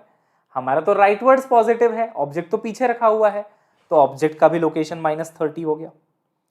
ऑब्जेक्ट का लोकेशन बेटा -30 सेंटीमीटर हो गया, नेगेटिव आ गया क्योंकि हमारा राइटवर्ड्स पॉजिटिव है, ऑब्जेक्ट पीछे रखा है। क्लियर? -30। हाँ, अब सिंपल v का फॉर्मूला लगाओ, u into F divided by u minus F, खत्म। u की वैल्यू -30, f की वैल्यू -20, u की वैल्यू -30, यहां पे आ जाएगा +20, तो this will be how much, minus minus plus 600 upon ये हो जाएगा -10। क्या सभी का आंसर -60 आया? बहुत आसान सवाल है, -60 आया। तो बस ऑब्जेक्ट का लोकेशन साइन के साथ सही डिफाइन करना पड़ेगा आपको, फोकल लेंथ प्लस माइनस का ध्यान रखना पड़ेगा आपको, बाकी फॉर्मूले में रखो आंसर आ जाता है। बेटा रियल होगा या वर्चुअल? मैंने आपको बताया PV is the short trick, अगर पॉजिटिव आ जाए तो वर्चुअल, लेकिन यहां तो नेगेटिव आ गया, रियल। यहां तो नेगेटिव आ गया, रियल इमेज है। पीवी पॉजिटिव वर्चुअल, नेगेटिव आ गया तो रियल है ना, बहुत बढ़िया। अच्छा, इसका मैग्निफिकेशन निकाल लेते हैं। देखो ऑब्जेक्ट की हाइट 3 mm गिवन है, तो इमेज की हाइट कितनी होगी वो निकाल लेते हैं। तो height of image upon height of object यानी कि magnification is given by -v upon u, minus sign के साथ होता है ना।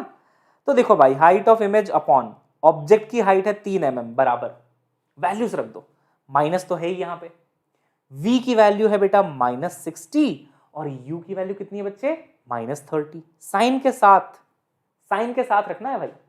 तो आंसर कितना आएगा यहां से, ये आ जाएगा आई थिंक -2, है ना बेटा। माइनस माइनस प्लस हो गया, एक माइनस बच गया, -2। hi अपॉन 3 इज -2, तो height of image is -6 mm।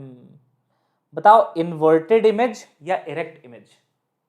Image is inverted और इरेक्ट? इन्वर्टेड। क्यों इन्वर्टेड? क्योंकि हाइट ऑफ इमेज नेगेटिव आ रहा है, मैग्निफिकेशन नेगेटिव आ रहा है, बेसिकली ऐसा कह लो आप। मैग्निफिकेशन नेगेटिव आ रहा है ना, तो जाहिर सी बात है अगर ऑब्जेक्ट ऐसे रखा है तो इमेज नीचे की तरफ बनेगा, या राइट एवरीवन। चलिए, तो यार देखो बिल्कुल लेंस के जैसा नहीं है क्या ये सारा का सारा? पूरी कहानी एकदम लेंस के जैसी है, बस फॉर्मूला ही तो चेंज हुआ है। तो कल अगर आपने लेंस अच्छे से पढ़ा है तो ये मिरर भी आपने अच्छे से पढ़ लिया, अभी दोनों टॉपिक्स खत्म हो गए, डन एंड डस्टेड हो गया, है ना बेटा। बिल बना दो, आगे बढ़ते हैं। एक और बात बताऊं, पते की बात, फोकल लेंथ 20 है ना बेटा, फोकल लेंथ जो है आपका वो 20 है। तो बताओगे रेडियस ऑफ कर्वेचर कितना होगा? इसी क्वेश्चन में अगर मैं आपसे पूछूं कि बताइए रेडियस ऑफ कर्वेचर कितना है, तो आप क्या बोलेंगे? तो आप बोलेंगे सर फोकल लेंथ 20 है, f बराबर r/2 होता है, तो r बराबर 2f, 40 होगा इसका रेडियस ऑफ कर्वेचर, 40। यानी कि इस मिरर का सेंटर ऑफ कर्वेचर 40 सेंटीमीटर पे है ना। फोकस कहां पे है? 20 पे। तो फोकस यहां कहीं पे बेटा, ये यहां से यहां तक 20 ले लो आप, 20 सेंटीमीटर पे फोकस है, ये इसका फोकस हो गया। और ऑब्जेक्ट कहां पे रखा था पता है? 30 पे। ओहो, 30 पे, तो ये हो गया आपका 30 पे ऑब्जेक्ट। क्या ऑब्जेक्ट सेंटर ऑफ कर्वेचर और फोकस के बीच में रखा है? हाँ, सही कह रहे हो सर आप, ऑब्जेक्ट सेंटर ऑफ कर्वेचर और फोकस के बीच में रखा हुआ है। पढ़ा है ना ये सब तुमने? बिल्कुल पढ़ा होगा भाई। तो देखो इमेज की लोकेशन क्या आई है? -60, यानी कि इमेज आया है सेंटर ऑफ कर्वेचर के बियॉन्ड, यहां कहीं पे आया बेटा इमेज, और इमेज है बड़ी साइज में 6 mm और नीचे की तरफ। यार ये पढ़ा है तुमने कि अगर सेंटर ऑफ कर्वेचर और फोकस के बीच में रखा है तो image will be beyond c, image will be enlarged, inverted, वही तो हो रहा है। केसेस ऑफ इमेज फॉर्मेशन एक बहुत सिंपल सी चीज है जो आपको पढ़ना है भाई, है ना। मैं थोड़ा सा हिंट दे देता हूं क्या कहना चाह रहा हूं मैं। ऐसे पढ़ाते हैं ना कि पहले मान लो सेंटर ऑफ कर्वेचर के बियॉन्ड है आपका ऑब्जेक्ट, है ना, इन्फिनिटी पे है तो फोकस पे बनता है, सेंटर ऑफ कर्वेचर के बियॉन्ड है तो इमेज बनती है सी और एफ के बीच में, ऐसे होता है ना। सी पे हो गया तो सी पे सेम साइज वहीं पे बन जाता है, लेकिन अगर आपका ऑब्जेक्ट सी और एफ के बीच में है तो image will be beyond c, बड़े साइज का, एनलार्ज होके, वो वाला कंसेप्ट है बेटा।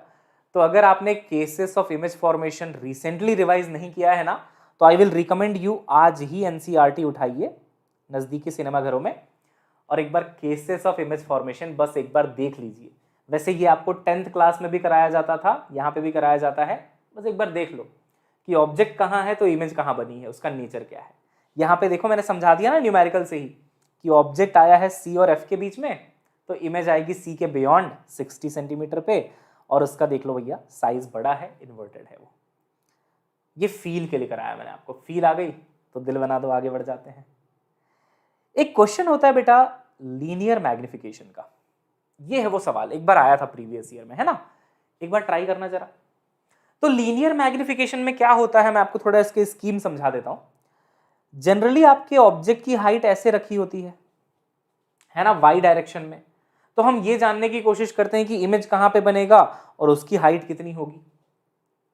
लेकिन यहां पे लीनियर मैग्निफिकेशन में क्या होता है, ऑब्जेक्ट ऐसे रखा होता है, ऐसे, यूं, ऐसे कुछ, तो इसका भी लीनियर मैग्निफिकेशन पॉसिबल है कि जब ये इमेज बने तो इसकी लेंथ कितनी हो जाए, बढ़ जाए या कम हो जाए, वैसा सवाल। Linear magnification is the topic. A rod of length 10 centimetre lies along principal axis of a concave mirror of focal length 10 centimetre. पढ़िए और सॉल्व करिए, फिर मैं आपको सॉल्व कराता हूं, इसका सॉल्यूशन एंड तक देखना, बड़ा मजा आएगा आपको, ठीक है। चलो फटाफट देखो बेटा क्या आंसर आ रहा है, बताओ।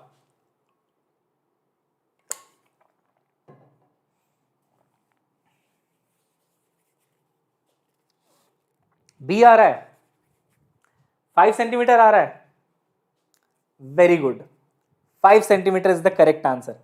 आइए देखते हैं कैसे सॉल्व होगा, वो जानना ज्यादा जरूरी है। जोश कम तो नहीं हुआ है ना, कम नहीं होना चाहिए, है ना, लगे रहो, डटे रहो। आओ बेटा, तो ये एक और टॉपिक हो जाएगा हमारा लीनियर मैग्निफिकेशन वाला फिनिश। देखो क्या होता है यहां पे, आपको ऐसा बोला गया कि यहां पे एक मिरर है, कॉनकेव मिरर गिवन है, I think focal length 10 given था, मैं एक बार वैल्यूज देख लेता हूं। फोकल लेंथ 10 है, रॉड का लेंथ 10 है, और एक एंड का डिस्टेंस 20 है। हाँ पूरा समझा दूंगा, don't worry. Focal length 10 centimetre, ये लो, है ना, प्रिंसिपल एक्सिस भी इसकी बना लेते हैं। ऐसा बोला गया कि हमारा जो ऑब्जेक्ट है ना, उसकी लेंथ तो 10 सेंटीमीटर है, लेकिन उसका एक एंड मिरर से 20 सेंटीमीटर दूर है। 20 ही है ना, हाँ 20 सेंटीमीटर दूर है। तो देखो पोल से आप 20 सेंटीमीटर आगे चलो, 20 सेंटीमीटर पहले तो आगे चलो, यहां पे रखा हुआ है ऑब्जेक्ट, और इसकी लेंथ कितनी है बेटा, 10 सेंटीमीटर। तो चलो एक अच्छा सा ऑब्जेक्ट यहां पे ड्रॉ कर देते हैं, ठीक है, मोटू सा, ये रहा, डग डग डग डग, ये अपना ऑब्जेक्ट है मान लो, ठीक, ऑब्जेक्ट है मान लो। ये कितनी लेंथ है बच्चों ऑब्जेक्ट की, ऑब्जेक्ट की लेंथ है 10 सेंटीमीटर। अगर उसका ये वाला एंड, जिसको मैं चलो ए कह लेता हूं, अगर उसका ये वाला एंड 20 सेंटीमीटर की दूरी पे है मिरर से, तो ये वाला एंड जिसको मैं बी बोल लूंगा, उसकी दूरी कितनी हो जाएगी, सिंपल है, ए का डिस्टेंस 20 है, इसका लेंथ 10 है, तो 20 में 10 जोड़ दीजिए, तो बी का डिस्टेंस आ जाएगा बेटा 30 सेंटीमीटर, राइट, बहुत बढ़िया। अब देखिए हमें क्या करना है ना, कि इसका इमेज कैसा बनेगा, कितने लेंथ का बनेगा इमेज, लेंथ ऑफ इमेज निकालनी है। इसकी निंजा टेक्निक ये है बेटा, बहुत सिंपल है। आप पहले ये पता कर लो कि ये जो ए पॉइंट है ना, उसका इमेज कहां पे बनेगा। ए को एक पॉइंट मान लो बस, आप जो ए आपको दिख रहा है ना, उसको बस एक पॉइंट मान लो, और ये बताओ कि उसकी इमेज कहां पे बनेगी। यहां पे एक छोटा सा शॉर्ट ट्रिक भी लग जाएगा। आपको पता है फोकल लेंथ 10 है ना, तो रेडियस ऑफ कर्वेचर 20 होगा, है ना, है ना, है ना। तो यानी कि सेंटर ऑफ कर्वेचर भी यहीं पे आएगा जहां पे ए रखा हुआ है। सोचो तो जरा, सोचो जरा, सोचो, ये शॉर्ट ट्रिक बता रहा हूं भाई। रेडियस ऑफ कर्वेचर इसका 20 होगा, क्योंकि फोकल लेंथ 10 है, तो radius of curvature will be 2f, 20, यानी कि centre will be at 20, and a point कहां रखा है, वो भी 20 पे रखा है, यानी कि ए जो ऑब्जेक्ट है वो सेंटर ऑफ कर्वेचर पे रखा है। सेंटर ऑफ कर्वेचर पे रखे हुए ऑब्जेक्ट की इमेज सेंटर ऑफ कर्वेचर पे ही बन जाती है। तो क्या मैं कह सकता हूं नीचे वाले डायग्राम में बच्चों कि 20 सेंटीमीटर पे ही सेम जगह पे इसका इमेज बनेगा ए डैश। शॉर्ट ट्रिक, अदरवाइज तुम फॉर्मूला लगाते रहो, उससे भी वही आंसर आएगा। तुम लगा लो फॉर्मूला यार, तुमको अगर दिक्कत आ रही है तुम लगा लो फॉर्मूला, इमेज का लोकेशन बराबर u into F upon you minus F, इससे कर लो अगर तुमको ज्यादा दिक्कत है तो। फिर u की वैल्यू देखो, ऑब्जेक्ट कहां है 20 पे, तो -20 पीछे की तरफ है। फोकल लेंथ कितना बेटा, -10 हो जाएगा, कॉनकेव है। फिर नीचे आ जाएगा -20 प्लस 10, इसको भी अगर आप सॉल्व करोगे ना तो आपका आंसर 20 ही आएगा, माइनस में पीछे की तरफ 20, सेम जगह आएगा, चेक कर लो या फिर दिमाग लगा लो कि सेंटर ऑफ कर्वेचर पे है ऑब्जेक्ट तो सेंटर ऑफ कर्वेचर पे ही है इमेज। ठीक है, तो ए की इमेज उसी पॉइंट पे बन गई, यानी कि ए डैश वहीं पे आया 20 सेंटीमीटर पे। अब बात करते हैं बेटा बी की, तो बी का जो लोकेशन है वो 30 सेंटीमीटर पे है, यानी कि बी के लिए ऑब्जेक्ट का डिस्टेंस -30 हो जाएगा। वही वही वही ऑब्जेक्ट इधर, मतलब रेज इधर जाएंगी तो इधर पॉजिटिव लेंगे, पीछे की तरफ रखा है ऑब्जेक्ट तो नेगेटिव हो जाएगा, तो -30। अच्छा, फोकल लेंथ -10, तो निकालो जरा इमेज का location, u f upon u minus F, तो u की वैल्यू -30, f की वैल्यू -10, माइनस u हो गया यहाँ पे और माइनस माइनस प्लस हो जाएगा यहाँ पे 10, है ना, -f है ना, और f तो ऑलरेडी नेगेटिव है तो माइनस माइनस प्लस। इसको सॉल्व करोगे तो आपको इमेज ऑफ b मिलेगा, और मेरे ख्याल से ये कितना आ रहा है, ये ऊपर आ रहा है -300, नीचे आ रहा है -20, ये आई थिंक बेटा -15 आ जाएगा, है ना, है ना, है ना, -15, 300 अपॉन यहां पे आ गया आपका 20, हाँ बिल्कुल सही है, -15।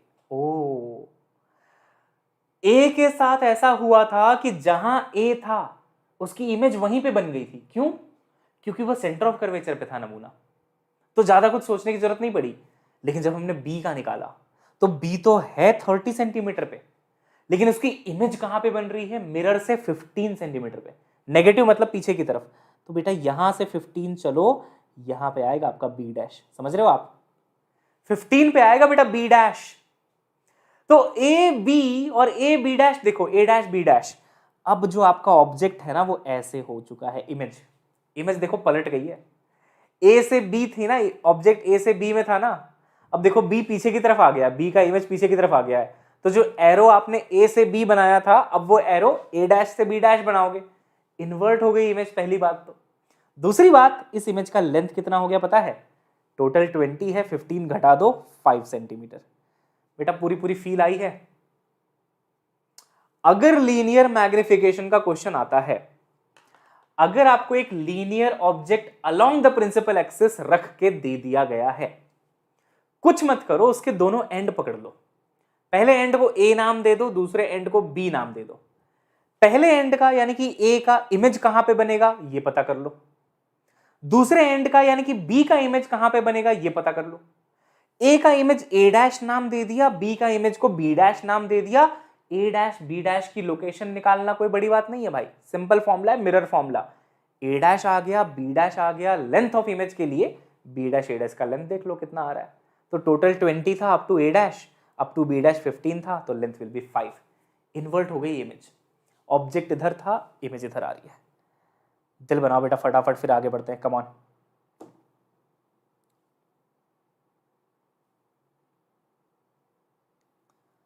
यस, क्लियर क्लियर, यस, चलिए बहुत बढ़िया बहुत बढ़िया, आगे बढ़ते हैं। तो ये हो गया आपका मिरर का टॉपिक खत्म, है ना। बाकी बेटा मिरर में, अच्छा इस सेशन के एंड में ना मैं आपको एक फॉर्मूला शीट देने वाला हूं, ये तो मैं बताना ही भूल गया बेटा। इस सेशन के एंड में पूरे रे ऑप्टिक्स का फॉर्मूला शीट मिलने वाला है आपको आज।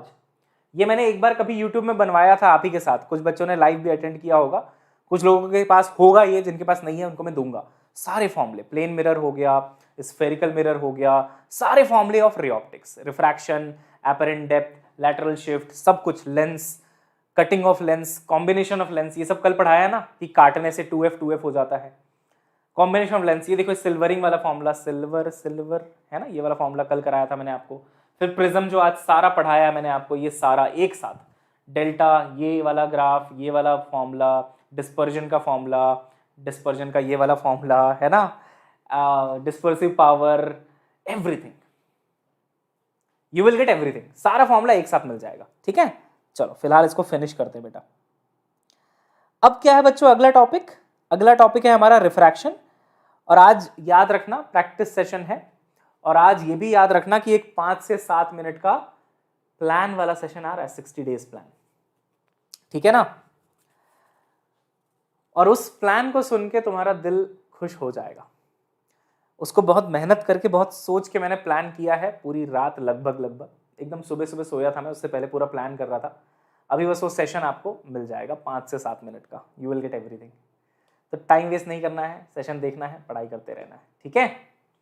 रिफ्रैक्शन ऑफ लाइट, हालांकि ये टॉपिक वैसे तो अलग से कराने की जरूरत नहीं है। मान लीजिए यहाँ पे μ1 रिफ्रैक्टिव इंडेक्स है, यहाँ पे μ2 रिफ्रैक्टिव इंडेक्स है। अगर लाइट यहाँ पे एंटर करती है आई एंगल पे, इधर से मान लो निकल जाती है आर एंगल पे, तो हम कहते हैं μ1 साइन आई बराबर μ2 साइन आर। स्नेल्स अंकल का लॉ है ना बेटा, स्नेल्स अंकल का लॉ है ये, μ1 साइन आई बराबर μ2 साइन आर। अब आपने शायद ये सब सुना होगा कि अगर इधर का मीडियम डेंस है, इधर का मीडियम रेयर है, तो ये अवे फ्रॉम नॉर्मल चली जाती है, लेकिन अगर इसका उल्टा है तो टुवर्ड्स द नॉर्मल चली जाती है। तो डेंसर से रेयरर जाने में अवे फ्रॉम नॉर्मल, रेयरर से डेंसर जाने में टुवर्ड्स द नॉर्मल। हम इसी पे थोड़ा और बात करेंगे डेंसर से रेयरर वाले में, ठीक है। थोड़ा सा इस पे अपना डिस्कशन होगा बेटा डेंसर से रेयरर वाले में। देखो क्या डिस्कशन है। मान लीजिए आपकी रे जो है एक डेंसर मीडियम से निकल के एक रेयरर मीडियम पे जा रही है, तो ये म्यूडी हो गया, ये म्यू आर हो गया। डेंसर से रेयरर जा रही है, म्यूडी हो गया, म्यू आर हो गया, है ना। मान लो बेटा छोटे से एंगल पे भेजा आपने, छोटा सा एंगल है उई सा, तो रिफ्रैक्शन भी उई सा ही होगा, छोटा सा होगा।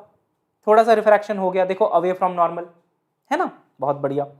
लेकिन आपका दिल नहीं माना, आपने बोला नहीं और एंगल बढ़ाएंगे। आपने थोड़ा सा एंगल और बढ़ाया, थोड़ा सा एंगल और बढ़ाया, तो एंगल ऑफ रिफ्रैक्शन भी थोड़ा और बढ़ गया, उई से बढ़ गया थोड़ा सा और, है ना। अगर आप इसको और बढ़ाते जाओ तो आप देख रहे हो कि भाई रिफ्रैक्टेड रे दूर जा रही है। तो यार एक सिनेरियो ऐसा आएगा बेटा कि आपने इतना बढ़ा दिया इस एंगल को कि ये एंगल ऑफ रिफ्रैक्शन ऐसा हो जाता है, ये रिफ्रैक्टेड रे पैरेलल हो जाती है। आप सोचो ना, जैसे जैसे आई बढ़ा रहे हो वैसे वैसे आर बढ़ रहा है, आर बढ़ रहा है, आर बढ़ रहा है। मैक्सिमम कितना बढ़ लेगा आर, इसके पैरेलल हो जाएगा।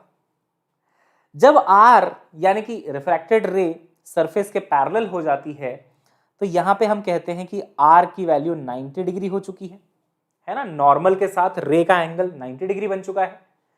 इस सिचुएशन के करस्पॉन्डिंग जो एंगल ऑफ इंसिडेंस होता है ये वाला, इसको हम क्रिटिकल एंगल कहते हैं। तो क्रिटिकल एंगल वो एंगल है जो आर की वैल्यू को 90 कर देता है। तो क्रिटिकल एंगल का अगर आप अलग से एक डायग्राम फिर से देखना चाहें तो सिनेरियो ये बन रहा है भाई कि अगर मैंने क्रिटिकल एंगल पे लाइट भेजी है बेटा, अगर मैंने क्रिटिकल एंगल पे लाइट भेजी, ओ भाई पिंक कलर आ गया, अरे रे रे रे रे, बहुत ही खतरनाक कलर आ गया, बट क्या करें, ठीक है।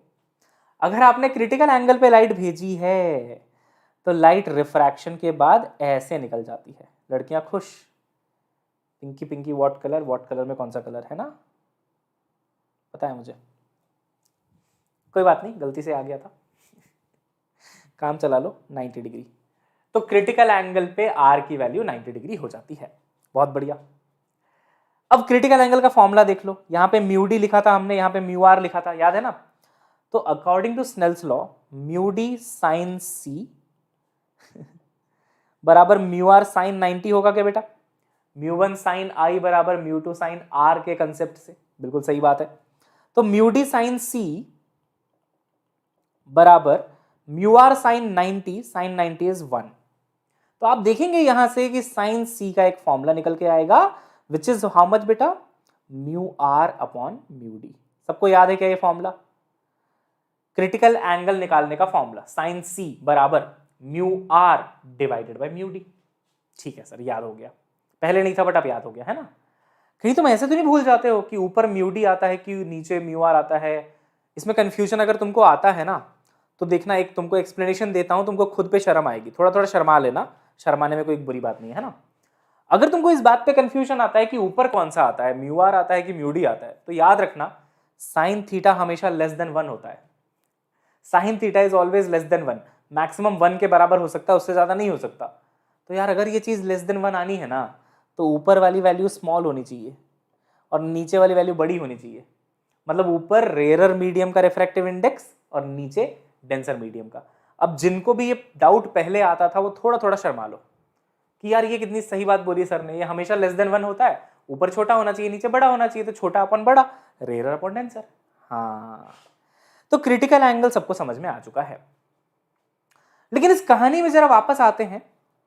आप जैसे जैसे एंगल ऑफ इंसिडेंस बढ़ाते जा रहे थे वैसे वैसे आर बढ़ता जा रहा था, है ना। आर की वैल्यू बढ़ती जा रही थी, दूर भाग रहा था वो। सी जब आपने कर दिया था इसको तो आर ऐसे हो गया था। अगर आप इतने में भी ना माने, बिल्कुल ही अनअकैडमी नीट टॉपर्स के बच्चे निकले और कम में तो सेटल होना ही नहीं है, सब कुछ बेस्ट चाहिए, एकदम खतरनाक चाहिए, अलग लेवल पे चाहिए, ये भी चाहिए वो भी चाहिए, सब चाहिए सर, लाएंगे रैंक लाएंगे, ऐसा चाहते हो तुम, तो तुमने एंगल और बढ़ा दिया, एंगल और बढ़ा दिया, सी से भी आगे चले गए, तो अब TIR हो जाता है। तो अब ये चीज अंदर ही रह जाती है, रिफ्लेक्ट हो जाती है, यानी कि TIR total internal reflection, TIR total internal reflection. Light बाहर ही नहीं जा रही, अंदर की अंदर ही रह गई, टकराई सरफेस से वापस आ गई। कब होता है ऐसा? अगर angle of incidence greater than critical angle होगा तो होता है ऐसा। आपका जो एंगल ऑफ इंसिडेंस आपने रखा है ना, देखो वो क्रिटिकल से भी ज्यादा है, क्रिटिकल वैल्यू से भी ऊपर चले गए आप, बढ़ाते बढ़ाते बढ़ाते बढ़ाते। तो अगर angle of incidence is greater than critical angle तो TIR होगा। ठीक है।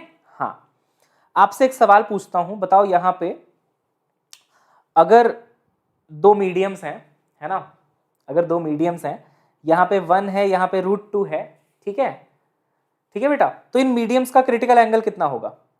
तो आप बोलेंगे साइन सी बराबर mu rarer upon mu denser, 1/√2 हो जाएगा ना, म्यू रेरर 1 है, म्यू डेंसर √2 है, और साइन सी 1/√2 कब होता है? 45 डिग्री के लिए, तो क्रिटिकल एंगल की वैल्यू 45 डिग्री हो गई, हो गई क्रिटिकल एंगल की वैल्यू 45 इन दोनों मीडियम के लिए। हाँ, अब मैं कहता हूं एक लाइट यहां से अंदर जाती है 55 डिग्री पे, बताओ TIR होगा नहीं होगा?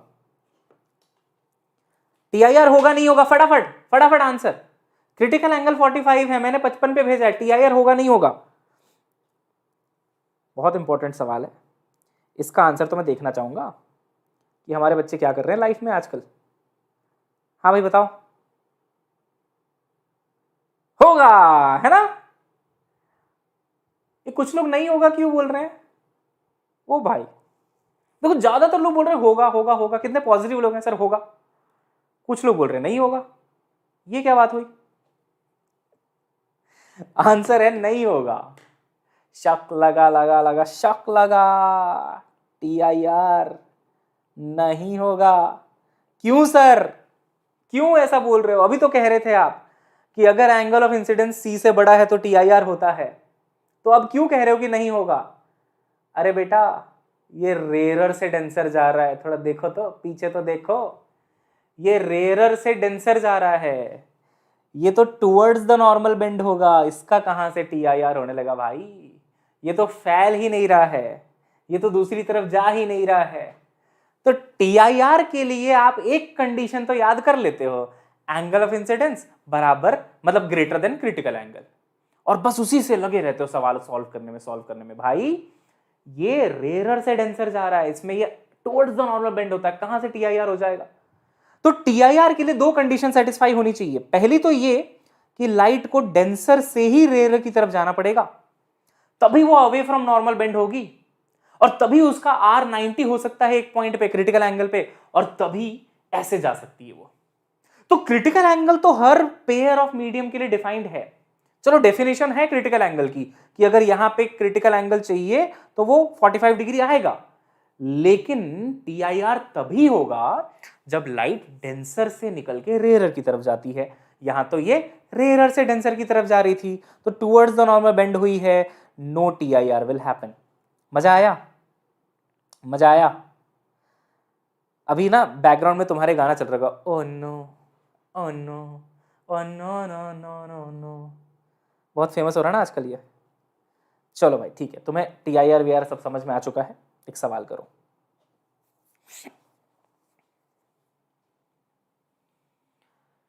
हाँ जी बेटा, इस टॉपिक के बाद के जितने टॉपिक्स हैं ना वो सिर्फ फॉर्मूला बेस्ड हैं। लैटरल शिफ्ट डायरेक्ट फॉर्मूला बताया जाएगा, शिफ्ट फ्रॉम अ स्लैब एक फॉर्मूला बताया जाएगा, अपरेंट डेप्थ एक फॉर्मूला बताया जाएगा, mirror plane mirror, number of images formula बताया जाएगा। तो जितने भी समझाने वाले टॉपिक्स थे जहां पे एक्सप्लेनेशन की जरूरत पड़ती है वो मैंने फिनिश कर दिया। और आज भी जो मैं नया सीरीज लॉन्च कर रहा हूं, एक्चुअली इसी सीरीज का कंटिन्यूएशन है वो, लेकिन आपको मैं पहले ही ये चीज बता देता हूं कि अब से हम फिजिक्स ऐसे ही पढ़ेंगे, जिस भी चैप्टर में जो भी अंडरस्टैंडिंग वाली चीजें हैं ना वो पहले खत्म हो जाएगी। इस बात से फर्क नहीं पड़ता कि वो टॉपिक उस चैप्टर के शुरू में आता है कि एंड में आता है, हमें उस बात से फर्क नहीं पड़ता। हमें इस बात से फर्क पड़ता है कि कंसेप्चुअल चीजें पहले खत्म, बाद में जो फॉर्मूला बेस्ड चीजें हैं वो तो आसान होती हैं, वो फटाफट ऐसे ही हो जाती हैं। एफर्ट मारना है तो सही चीज में मारो अब, है ना। तो अब आप बच्चे तो हो नहीं कि 11th में आए हो तो आपको मतलब फ्री बॉडी डायग्राम तभी समझ में आएगा जब आप टेंशन क्या होता है, नॉर्मल क्या होता है ये सीखोगे। F बराबर ma के बाद ही आपसे सवाल करा सकते हैं, ऐसा तो नहीं है ना। तो आप वो मुझ पे छोड़ दो, लेकिन फ्लो आपको बहुत पसंद आने वाला है, बहुत मजा आने वाला है, ठीक है। और बेटा अब आउटपुट बहुत इंपॉर्टेंट है।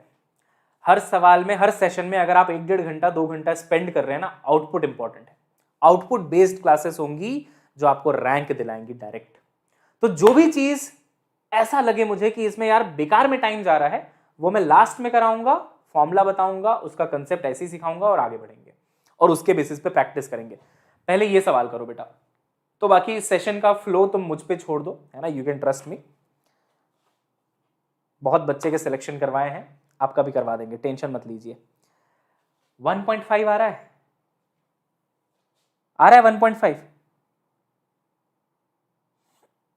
जीजी मैम की एंजल नाम से एक बच्ची है, कह रही है तू मुझको भूल गई ना पिलुआ। क्या करते रहते तुम लोग नमूनो, तुम्हें क्या लगता है सर देखेंगे नहीं? बेटा कभी कभी तुम्हारी किस्मत बहुत खराब होती है, तुम जब ऐसा कुछ लिखते हो उसी टाइम में देख लेता हूं बिल्कुल। पिलुआ मुझे भूल गई, तो बेटा कोई गाने बनाओ बढ़िया, बी प्राक अंकल से मिलो, बढ़िया लिरिक्स लिखो कि तुम मुझे भूल गई पिलुआ, और इसमें बनाओ फिलहाल 3, सुपर डुपर हिट हो जाएगा। मतलब सही बता रहे हैं। फिलहाल 2 देख रहे हो ना, फिलहाल हिट था, फिलहाल 2 और ज्यादा हिट हो गया। तुम इसी पे लिरिक्स थोड़ा आगे बढ़ाओ और बी प्राक से गाना गवाओ बेटा, बहुत बहुत बढ़िया चलेगा। चलो ये क्वेश्चन खत्म करते हैं नमूनो। ray of light traveling in a transparent medium, refractive index mu, falls on a surface of separation medium from air, angle of incidence 45 degree. हाँ, कह रहा है कि एंगल ऑफ इंसिडेंस 45 डिग्री है, डेंसर से रेयर जा रहा है, तो वो वाला कंडीशन सेटिस्फाई हो गया कि TIR हो सकता है। तो एंगल ऑफ इंसिडेंस 45 डिग्री है, बताइए for which of the following value of mu TIR होगा। यहां पे म्यू है, यहां पे 1 है, म्यू की वैल्यू कितनी रखूं कि TIR हो जाए इसी एंगल पे। मेरे को एंगल ऑफ इंसिडेंस चेंज नहीं करना है, इस बार म्यू चेंज करना है। पूछ रहा है म्यू कितना ले लूं कि TIR हो जाए। देखो TIR होने के लिए एंगल ऑफ इंसिडेंस बड़ा होना चाहिए क्रिटिकल एंगल से, या फिर मैं कह सकता हूं कि साइन आई की वैल्यू ज्यादा होनी चाहिए साइन सी की वैल्यू से। सही है बेटा, साइन आई की वैल्यू साइन सी से ज्यादा होनी चाहिए। साइन आई गिवन है क्या, 45 डिग्री गिवन है, तो साइन आई मतलब साइन 45, यानी कि इसकी वैल्यू आ रही है 1/√2। 45 तो गिवन है ना, आई तो गिवन है। अच्छा, ये बड़ा होना चाहिए साइन सी से, और साइन सी होता है mu rarer upon mu denser. Mu rarer यहां पे 1 है, म्यू डेंसर यहां पे म्यू है, तो यानी कि 1/√2 ग्रेटर देन 1/म्यू होना चाहिए। तो यार मैथमेटिक्स का सिंपल सा कंसेप्ट है यहां पे कि म्यू ग्रेटर देन √2 होना चाहिए। अरे भाई 1/√2 बड़ा है, 1/√2 बड़ा है 1/म्यू से, आप इन्वर्ट करोगे तो ऐसा नहीं हो जाएगा कि म्यू बड़ा होना चाहिए √2 से। अब म्यू बड़ा होना चाहिए √2 से, मतलब म्यू बड़ा होना चाहिए 1.414 से। √2 की वैल्यू 1.414 होती है। ऑप्शन में देख लो कहां पे 1.414 से ज्यादा है, तो डी में ज्यादा है। ए में भी TIR नहीं होगा, बी में भी TIR नहीं होगा, सी में भी TIR नहीं होगा, TIR सिर्फ और सिर्फ डी में होगा। ऐसे सवाल ना और किस तरीके से पूछे जाते हैं, आपने वो वाला सवाल देखा है, एक ब्लू लाइट एंटर करती है, एक रेड लाइट एंटर करती है, एक ग्रीन लाइट एंटर करती है, ऐसा एक सवाल है नीट का प्रीवियस ईयर। पूछते हैं कौन सा सेपरेट हो जाएगा, तो उसका आंसर है कि तीनों का रिफ्रैक्टिव इंडेक्स देखो और ये कंडीशन पता कर लो कि म्यू की वैल्यू कितनी होगी तो TIR हो जाएगा। तो उसमें से किसी 2 लाइट में TIR हो जाता है इसी कंडीशन को सेटिस्फाई करके, तो हम बोलते हैं ठीक है ये दोनों सेपरेट हो जाएंगे, बाकी एक अकेला रह जाएगा नमूना। तो TIR की कंडीशन निकालना बहुत आसान है, I must be greater than C। तो वो जो मैं ब्लू वाला जो क्वेश्चन कह रहा हूं ना, वो आज 7 बजे अपन करेंगे उसको, ठीक है, वो अच्छा सवाल है, ठीक है। चलिए बेटा, अब मैं आपको बताऊंगा कुछ फॉर्मूले।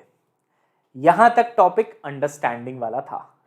इसके बाद टोटल फॉर्मूला बेस्ड है और उसके बेसिस पे आज शाम 7 बजे वाले सेशन में क्वेश्चंस कराए जाएंगे। मैं जरा देखता हूं डिस्क्रिप्शन में शाम वाले सेशन का लिंक है क्या।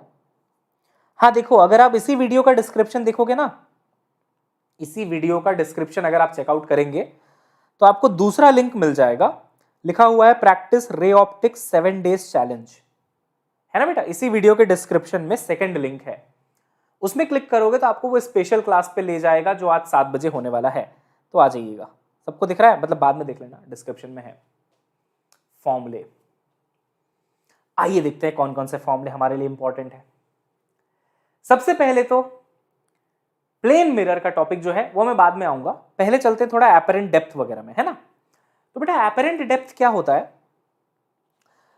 मान लीजिए यहां पे एक मीडियम है, उसके अंदर कोई ऑब्जेक्ट रखा हुआ है, उसका एक्चुअल डेप्थ मान लो बेटा d है, ठीक है, ये एक्चुअल डेप्थ इसका d है, यहां पे रिफ्रैक्टिव इंडेक्स μ1 है, यहां पे रिफ्रैक्टिव इंडेक्स μ2 है। तो होता क्या है, जब ये रेज आगे जाती हैं ऐसे बेंड होती हैं, यहां पे आगे जाती हैं ऐसे बेंड होती हैं, तो आपको इमेज कहीं और दिखाई देता है, थोड़ा सा ऊपर दिखाई देता है इमेज, है ना बेटा। तो जहां पे इमेज दिखाई देता है वो डिस्टेंस d' कहलाता है, यानी कि एपरेंट डेप्थ कहलाता है। एपरेंट डेप्थ का फॉर्मूला है d' बराबर μ2/μ1। सिंपल फॉर्मूला है बेटा, फॉर्मूला बेस्ड सवाल आते हैं, आज आपको इसकी प्रैक्टिस कराई जाएगी। लिखो फॉर्मूला या फिर स्क्रीनशॉट लो, चाहे पीडीएफ तो मैं दे ही दूंगा इस सेशन के तुरंत बाद टेलीग्राम पे। टेलीग्राम कौन सा, feel with Gaurav sir search कर लो टेलीग्राम पे, या फिर t.me/gg सर फील कर लो, और फील में PHEEL है ना। क्लियर है, टेलीग्राम पे अभी तुरंत आपको नोट्स मिल जाएंगे, 5 मिनट के अंदर सेशन खत्म हुआ मिल जाएगा। एपरेंट डेप्थ डन है क्या बेटा फॉर्मूला, यस। चलिए अगला फॉर्मूला कौन सा बताना चाहेंगे सर आप, तो अगला फॉर्मूला बेटा शिफ्ट फ्रॉम अ स्लैब, अलग से लिख के करा रहा हूं, डोंट वरी, सारे फॉर्मूले अलग से लिख के करा रहा हूं। तो मान लो एक स्लैब है, ठीक है, यहां पे एक ऑब्जेक्ट है, बहुत बढ़िया। ऑब्जेक्ट से ना मान लो एक रे ऐसे गई, ऐसे पहुंच गई, यहां पे थोड़ा सा ऐसे बेंड हो गई रिफ्रैक्शन की वजह से टुवर्ड्स द नॉर्मल, फिर ऐसे बेंड हो गई एक और रिफ्रैक्शन की वजह से। तो यहां पे अगर आप अपनी मिकी माउस जैसी आंखें लेके खड़े हैं और इस ऑब्जेक्ट को देखना चाहते हैं, तो आपको क्या लगेगा पता है बेटा, आपको लगेगा ये रे तो यहां कहीं से आ रही है, ये वाली रे तो यहां कहीं से आ रही है, तो आपको इमेज यहां पे दिखाई देगी। ये एक्सपेरिमेंट भी स्कूल में होता था, एक स्लैब रख देते थे एक शीट के ऊपर, फिर एक पिन रख देते थे ऑब्जेक्ट के लिए, फिर आपको अपनी पिन इमेज जहां पे दिख रही है वहां पे लगानी होती थी, फिर आप देखते थे कि थोड़ा शिफ्ट विफ्ट हो गया है, तो वही चीज है, ठीक है। तो इमेज यहां पे आ जाता है। इस शिफ्ट का फॉर्मूला है, कितना शिफ्ट हुआ वो दिया जाता है t1 - 1/μ से। अच्छा ये दिख नहीं रहा होगा ना तुम्हें, t1 - 1/μ से दिया जाता है, यहां पे लिख दूं अलग से। तो कितना शिफ्ट हुआ इमेज, कहां पे इमेज बनी, t1 - 1/μ से दिया जाता है। फॉर एग्जाम्पल ये मैंने क्वेश्चन भी कराया था आपको वहीं पे उसी सेशन के अंदर, कि अगर थिकनेस की वैल्यू 15 है, ठीक है, म्यू की वैल्यू 1.5 है, तो बताइए इमेज में कितना शिफ्ट आया। अगर ऑब्जेक्ट यहां पे है, इमेज यहां पे, तो कितना शिफ्ट हुआ, तो t की जगह 15, म्यू की जगह 1.5, done and dusted. Formula based तो है, फॉर्मूला बेस्ड है नहीं है, बिल्कुल है, हो गया 5 आ गया, ठीक है ना। सारे फॉर्मूले एक बार समझा दूंगा, डोंट वरी। तो apparent depth done and dusted, d μ2/μ1। अच्छा इसमें μ1 जो होता है ना, वो हमेशा वो वाला मीडियम होता है जिसमें ऑब्जेक्ट रखा हुआ है, या फिर आप ऐसा कह लो जहां से रेज ओरिजिनेट हो रही हैं, यहां से एक्चुअली रेज ओरिजिनेट होती हैं। देखो ना ये μ1 है ना, यहाँ पे ऑब्जेक्ट रखा है ना, यहीं से तो रेज ओरिजिनेट होके गई हैं, तो μ1 वो होता है जहां से रेज ओरिजिनेट होती हैं। तो एपरेंट डेप्थ हो गया, शिफ्ट फ्रॉम स्लैब हो गया। एक होता है बेटा लैटरल शिफ्ट। अब ये लैटरल शिफ्ट क्या चीज है, इसी डायग्राम से समझा देता हूं, अलग अलग डायग्राम नहीं बनाते, इसी से बना देता हूं। देखो अगर मान लो स्लैब नहीं होता, बीच में अगर स्लैब नहीं होता, तो क्या ये रे ऐसे स्ट्रेट लाइन में आगे बढ़ती, जो इंसिडेंट रे आ रही है ऑब्जेक्ट से, क्या वो ऐसी चुपचाप आगे चली जाती अगर स्लैब नहीं होता। बिल्कुल सही बात है, लेकिन स्लैब के होने से वो रे ऐसे गई है, ये ग्रीन वाली रे आ गई एक्चुअली स्लैब के होने से। इनके बीच का जो परपेंडिकुलर डिस्टेंस है that is called lateral shift, ये कहलाता है बेटा एक्स का मतलब है आपका लैटरल शिफ्ट। ये सब डायरेक्ट फॉर्मूले बेस्ड सवाल आते हैं, इनसे सिंपल फॉर्मूला याद होना चाहिए, डन एंड डस्टेड, क्या एक ही डायग्राम में दो टाइप के शिफ्ट देखने को मिल रहे हैं आपको, हाँ या ना? हाँ, वेलोसिटी ऑफ मिरर भी करवा दूंगा, डोंट वरी। क्या एक ही डायरेक्शन में डायग्राम में दो टाइप के शिफ्ट मिल रहे हैं? जी हाँ। पहला कौन सा है? Shift of image. इमेज कितना शिफ्ट हुआ? t1 - 1 upon mu. दूसरा कौन सा है? Lateral shift. लैटरल शिफ्ट क्या है? रे तो ऐसे जाती, लेकिन स्लैब के आ जाने से रे उसके थोड़ा नीचे से गई है। कितना नीचे से गई है भाई? उनके बीच का perpendicular distance, lateral shift. t sec r sin i - r। इसका फॉर्मूला है x बराबर t sec r sin i - r। ठीक है। फॉर एग्जाम्पल, अच्छा मैं उसके ऊपर लिख दिया, उसके सामने ही खड़ा हूं मैं, दिख रहा है सभी को? t sec r sin - r i - r, है ना? फॉर एग्जाम्पल अगर ऐसा बोला जाए बेटा कि मान लो यहाँ पे एक स्लैब है, इसका थिकनेस जो है वो t है, ठीक। यहाँ से लाइट ऐसे एंटर करती है किसी एंगल i पे, इसका रिफ्रैक्टिव इंडेक्स आपको म्यू गिवन है, तो पहला स्टेप आप क्या करोगे? इसका r निकाल लोगे। r निकालना आता है क्या? μ1 sin i बराबर μ2 sin r। आज इस पे क्वेश्चन होगा, बट फिलहाल के लिए ऐसे ही करा रहा हूं, है ना? यहां से आप जैसे ही r निकालोगे, उसके बाद लैटरल शिफ्ट का फॉर्मूला आपका वेट कर रहा होगा। तो t पता है, sec r, r आपने निकाल लिया, sin i - r, खत्म। t गिवन रहेगा, thickness will be given, r आपको स्नेल्स लॉ से निकाल लेना है और i की वैल्यू भी गिवन रहेगी। वैल्यूज पुट करो, आंसर पाओ, आलू डालो, सोना निकालो। कितने टॉपिक्स हो गए? एपरेंट डेप्थ हो गया, एपरेंट डेप्थ के बाद आपका शिफ्ट हो गया, दो टाइप के शिफ्ट है यहाँ पे, दोनों का फॉर्मूला यहाँ पे लिखा हुआ है। मजा आ रहा है? बढ़िया रिवीजन चल रहा है ना? है ना? है ना? चलिए ओके, आगे बढ़ते हैं। पता कैसे चलेगा रेयरर कौन सा है, डेंसर कौन सा है? ये किसने पूछा भाई? जिसका रिफ्रैक्टिव इंडेक्स ज्यादा होता है वो डेंसर होता है, जिसका कम होता है वो रेयरर होता है ना? खतरनाक सवाल मतलब। चलो, तो ये हो गया बेटा। अच्छा, इसके बाद तो तुम्हारा वो लेंस वगैरह है, ये तो मैंने पढ़ा ही चुका हूं तुमको, है ना? रिफ्रैक्शन फ्रॉम स्फेरिकल सरफेस देख लेते हैं। अगर रिफ्रैक्शन स्फेरिकल सरफेस से होता है, ऐसा स्फेरिकल सरफेस गिवन है, इसका रेडियस ऑफ कर्वेचर r है बेटा, यहां पे μ1 है, यहां पे μ2 है, यहां पे आपका ऑब्जेक्ट रखा हुआ है। अगर ये लाइट इस पे गई, रिफ्रैक्ट होके कहीं पे इसने इमेज बनाया, यहां पे उसने इमेज बनाया, तो देखो ये वाला डिस्टेंस हो जाएगा u, ये वाला डिस्टेंस हो जाएगा v। स्फेरिकल रिफ्रैक्शन हो रहा है, स्फेरिकल सरफेस से रिफ्रैक्शन चल रहा है। तो यहां पे आपका फॉर्मूला ये वाला हो जाता है, μ2/v माइनस μ1/u बराबर μ2 माइनस μ1/r। अच्छा, दिख नहीं रहा होगा, अलग से लिख देता हूं, कोई बात नहीं, कोई बात नहीं, कोई बात नहीं। μ2/v माइनस μ1/u बराबर μ2 माइनस μ1/r। फॉर्मूला याद हो गया? आज सवाल होंगे इस पे भाई, तैयार रहना, तैयार होके आना बिल्कुल एकदम फेयर एंड लवली लगा के, है ना? तो μ2/v माइनस μ1/u बराबर μ2 माइनस μ1/r। और स्फेरिकल रिफ्रैक्शन का मैग्निफिकेशन भी होता है बेटा, तो मैग्निफिकेशन इज v/u μ1/μ2। ये सारा फॉर्मूला आपको मिल जाएगा, टेंशन मत लो। तो मैग्निफिकेशन इज v/u μ1/μ2। ठीक है, तो ये फॉर्मूला भी आपको याद रखना है। Spherical refraction done. एक और टॉपिक हो चुका है ना? है ना? है ना? फेयर एंड लवली, हाँ। अच्छा, इसके अलावा अगर आप देखेंगे तो सबसे पहले आपको प्लेन मिरर के कुछ टॉपिक्स दिख रहे हैं। मैं आता हूं प्लेन मिरर पे ना, परेशान मत होना। स्फेरिकल मिरर में ना एक और चीज है बेटा, स्फेरिकल मिरर में वेलोसिटी का भी एक फॉर्मूला होता है। आपको दिखाई दे रहा है क्या ये स्फेरिकल मिरर में वेलोसिटी का फॉर्मूला? तो देखो क्या है, कई बार ऑब्जेक्ट मूव कर जाता है। इसका सबसे अच्छा एग्जांपल क्या है? आपकी गाड़ी में जो रियर व्यू मिरर होते हैं वो कॉन्वेक्स टाइप होते हैं, है ना? गाड़ी में होते नहीं है साइड व्यू मिरर, उसमें आप पीछे देखते हो कि पीछे से ट्रक आ रहा है, तो वो ट्रक तो ऑब्जेक्ट है, वो तो मूव कर रहा है। तो ऐसा हो सकता है कई बार कि ऑब्जेक्ट मूव कर रहा हो। अगर आपका ऑब्जेक्ट मूव कर रहा है विथ रिस्पेक्ट टू मिरर किसी स्पीड से, मान लो वो स्पीड है VOM, तो इमेज की स्पीड पता है कितनी होती है? इमेज की speed with respect to mirror is minus of v² अपॉन u² multiplied by velocity of object with respect to mirror. ठीक है, ये एक मिसलेनियस टॉपिक है, कर लो, क्योंकि हम कुछ भी छोड़ने के मूड में नहीं है, सब कुछ करा रहे हैं आपको एकदम एक एक चीज ढंग से, है ना? तो मान लो ऑब्जेक्ट की स्पीड गिवन है 2 सेंटीमीटर पर सेकेंड, मिरर की स्पीड गिवन है 3 सेंटीमीटर पर सेकेंड, तो क्या आप velocity of object with respect to mirror निकाल लोगे? VOM का फॉर्मूला हो जाएगा VO minus VM। Relative velocity आती है सभी को? VOM is VO minus VM, जैसे VAB VA माइनस VB, तो वैसे ही। तो अगर आप VOM निकालोगे ना तो ये होगा VO माइनस VM, इसकी वैल्यू आ जाएगी। आपको ऑब्जेक्ट का लोकेशन यानी कि U गिवन है, V निकाल लोगे, मिरर फॉर्मूला। U गिवन है, फोकल लेंथ गिवन है, V निकाल लोगे। तो देखो V आ जाएगा, यहां पे रख देना, U यहां पे रख देना, VOM आ जाएगा। हालांकि ये सवाल नीट में आज तक नहीं देखा गया है, जेई मेंस में आया है, लेकिन फिर भी मैं आपको तैयार करना चाहता हूं हर उस सिचुएशन के लिए जो आपके सामने आ सकती है। मुझे लगता है कि ये क्वेश्चन पूछना कोई बड़ी बात नहीं है, नीट के लिए पूछ सकते हैं वो ये सवाल। समझ में आया है क्या?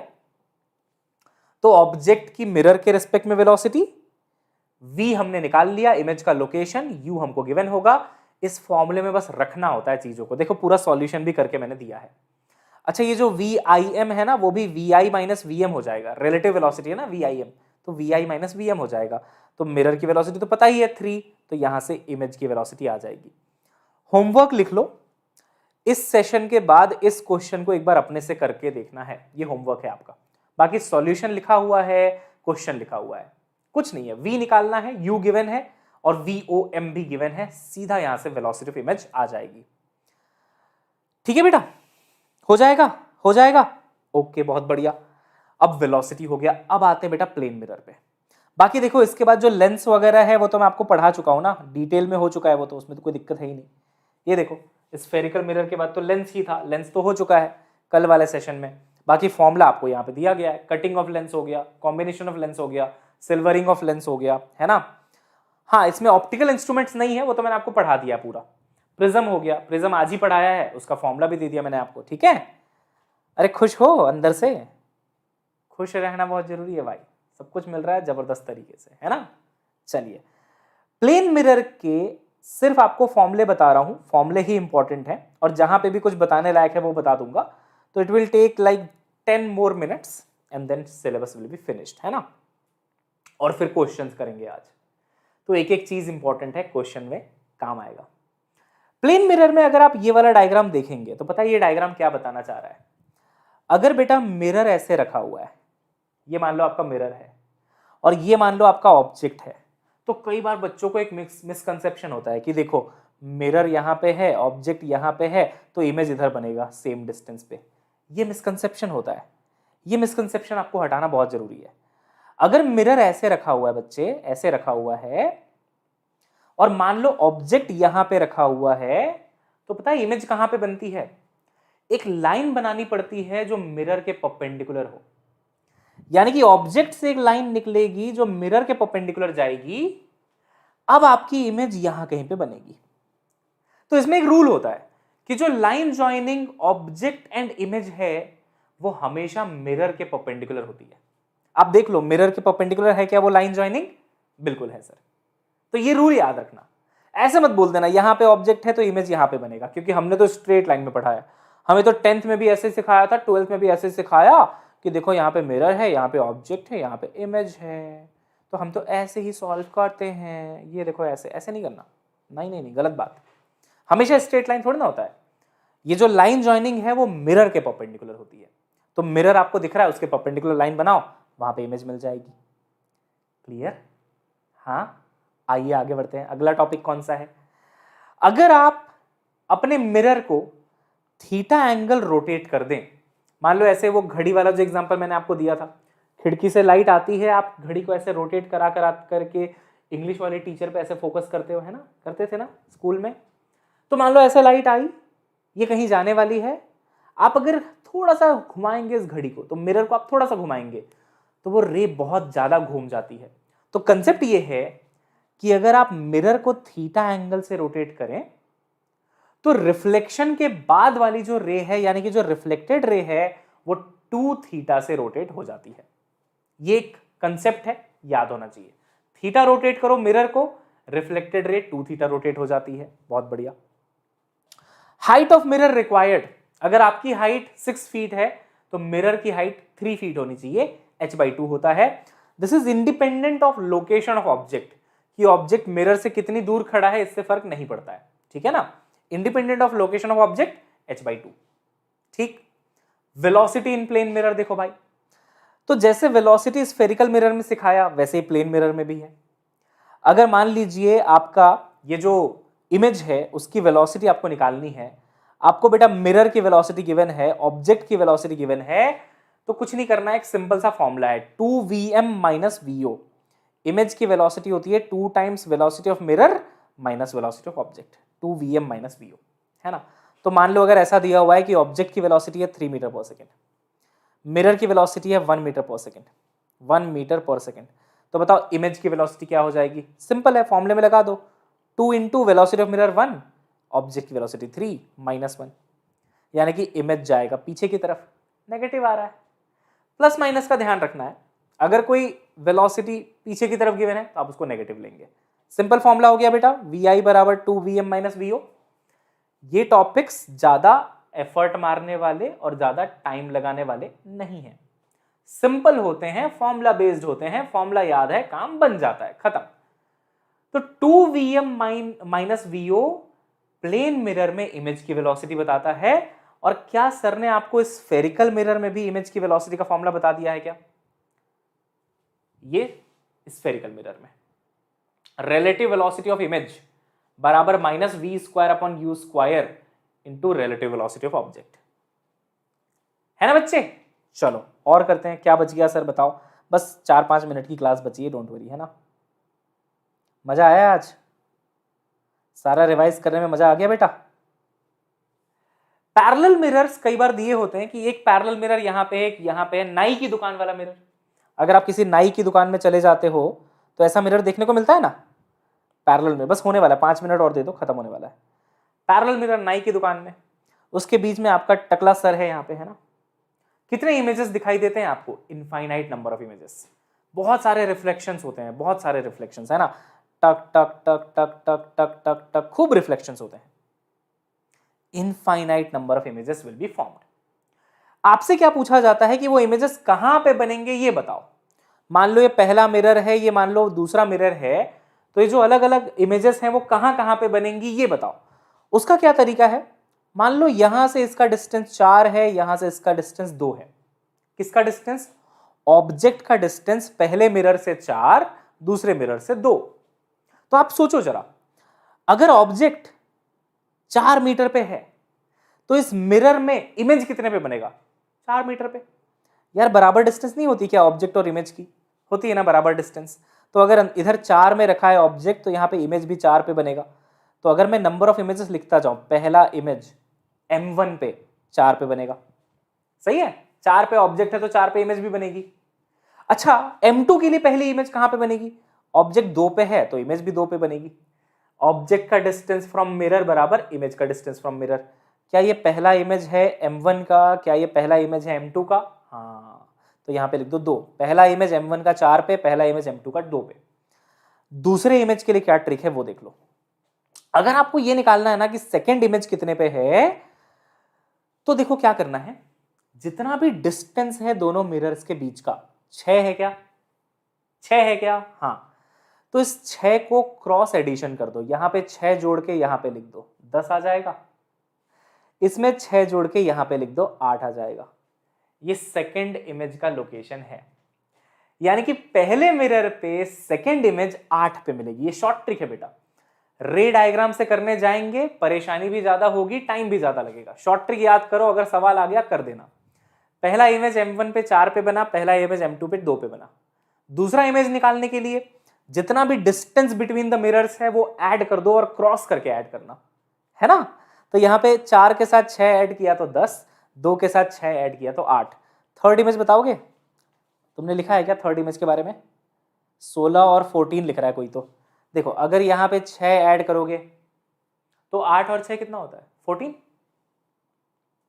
14 पे आएगा तीसरा इमेज m2 पे, और इसमें अगर आप 6 ऐड करेंगे तो इधर 16 आ जाएगा। अरे कर लेंगे। बताइए चौथी इमेज m1 पे कहां बनेगी? कुछ नहीं करना है, चौथी इमेज निकालनी है, एक बार और 6 ऐड कर दो। तो यहां पे 6 ऐड करेंगे तो ये 22, यहां पे 6 ऐड करेंगे तो 20। तो fourth image on m1 will form at a distance of 20 from the mirror.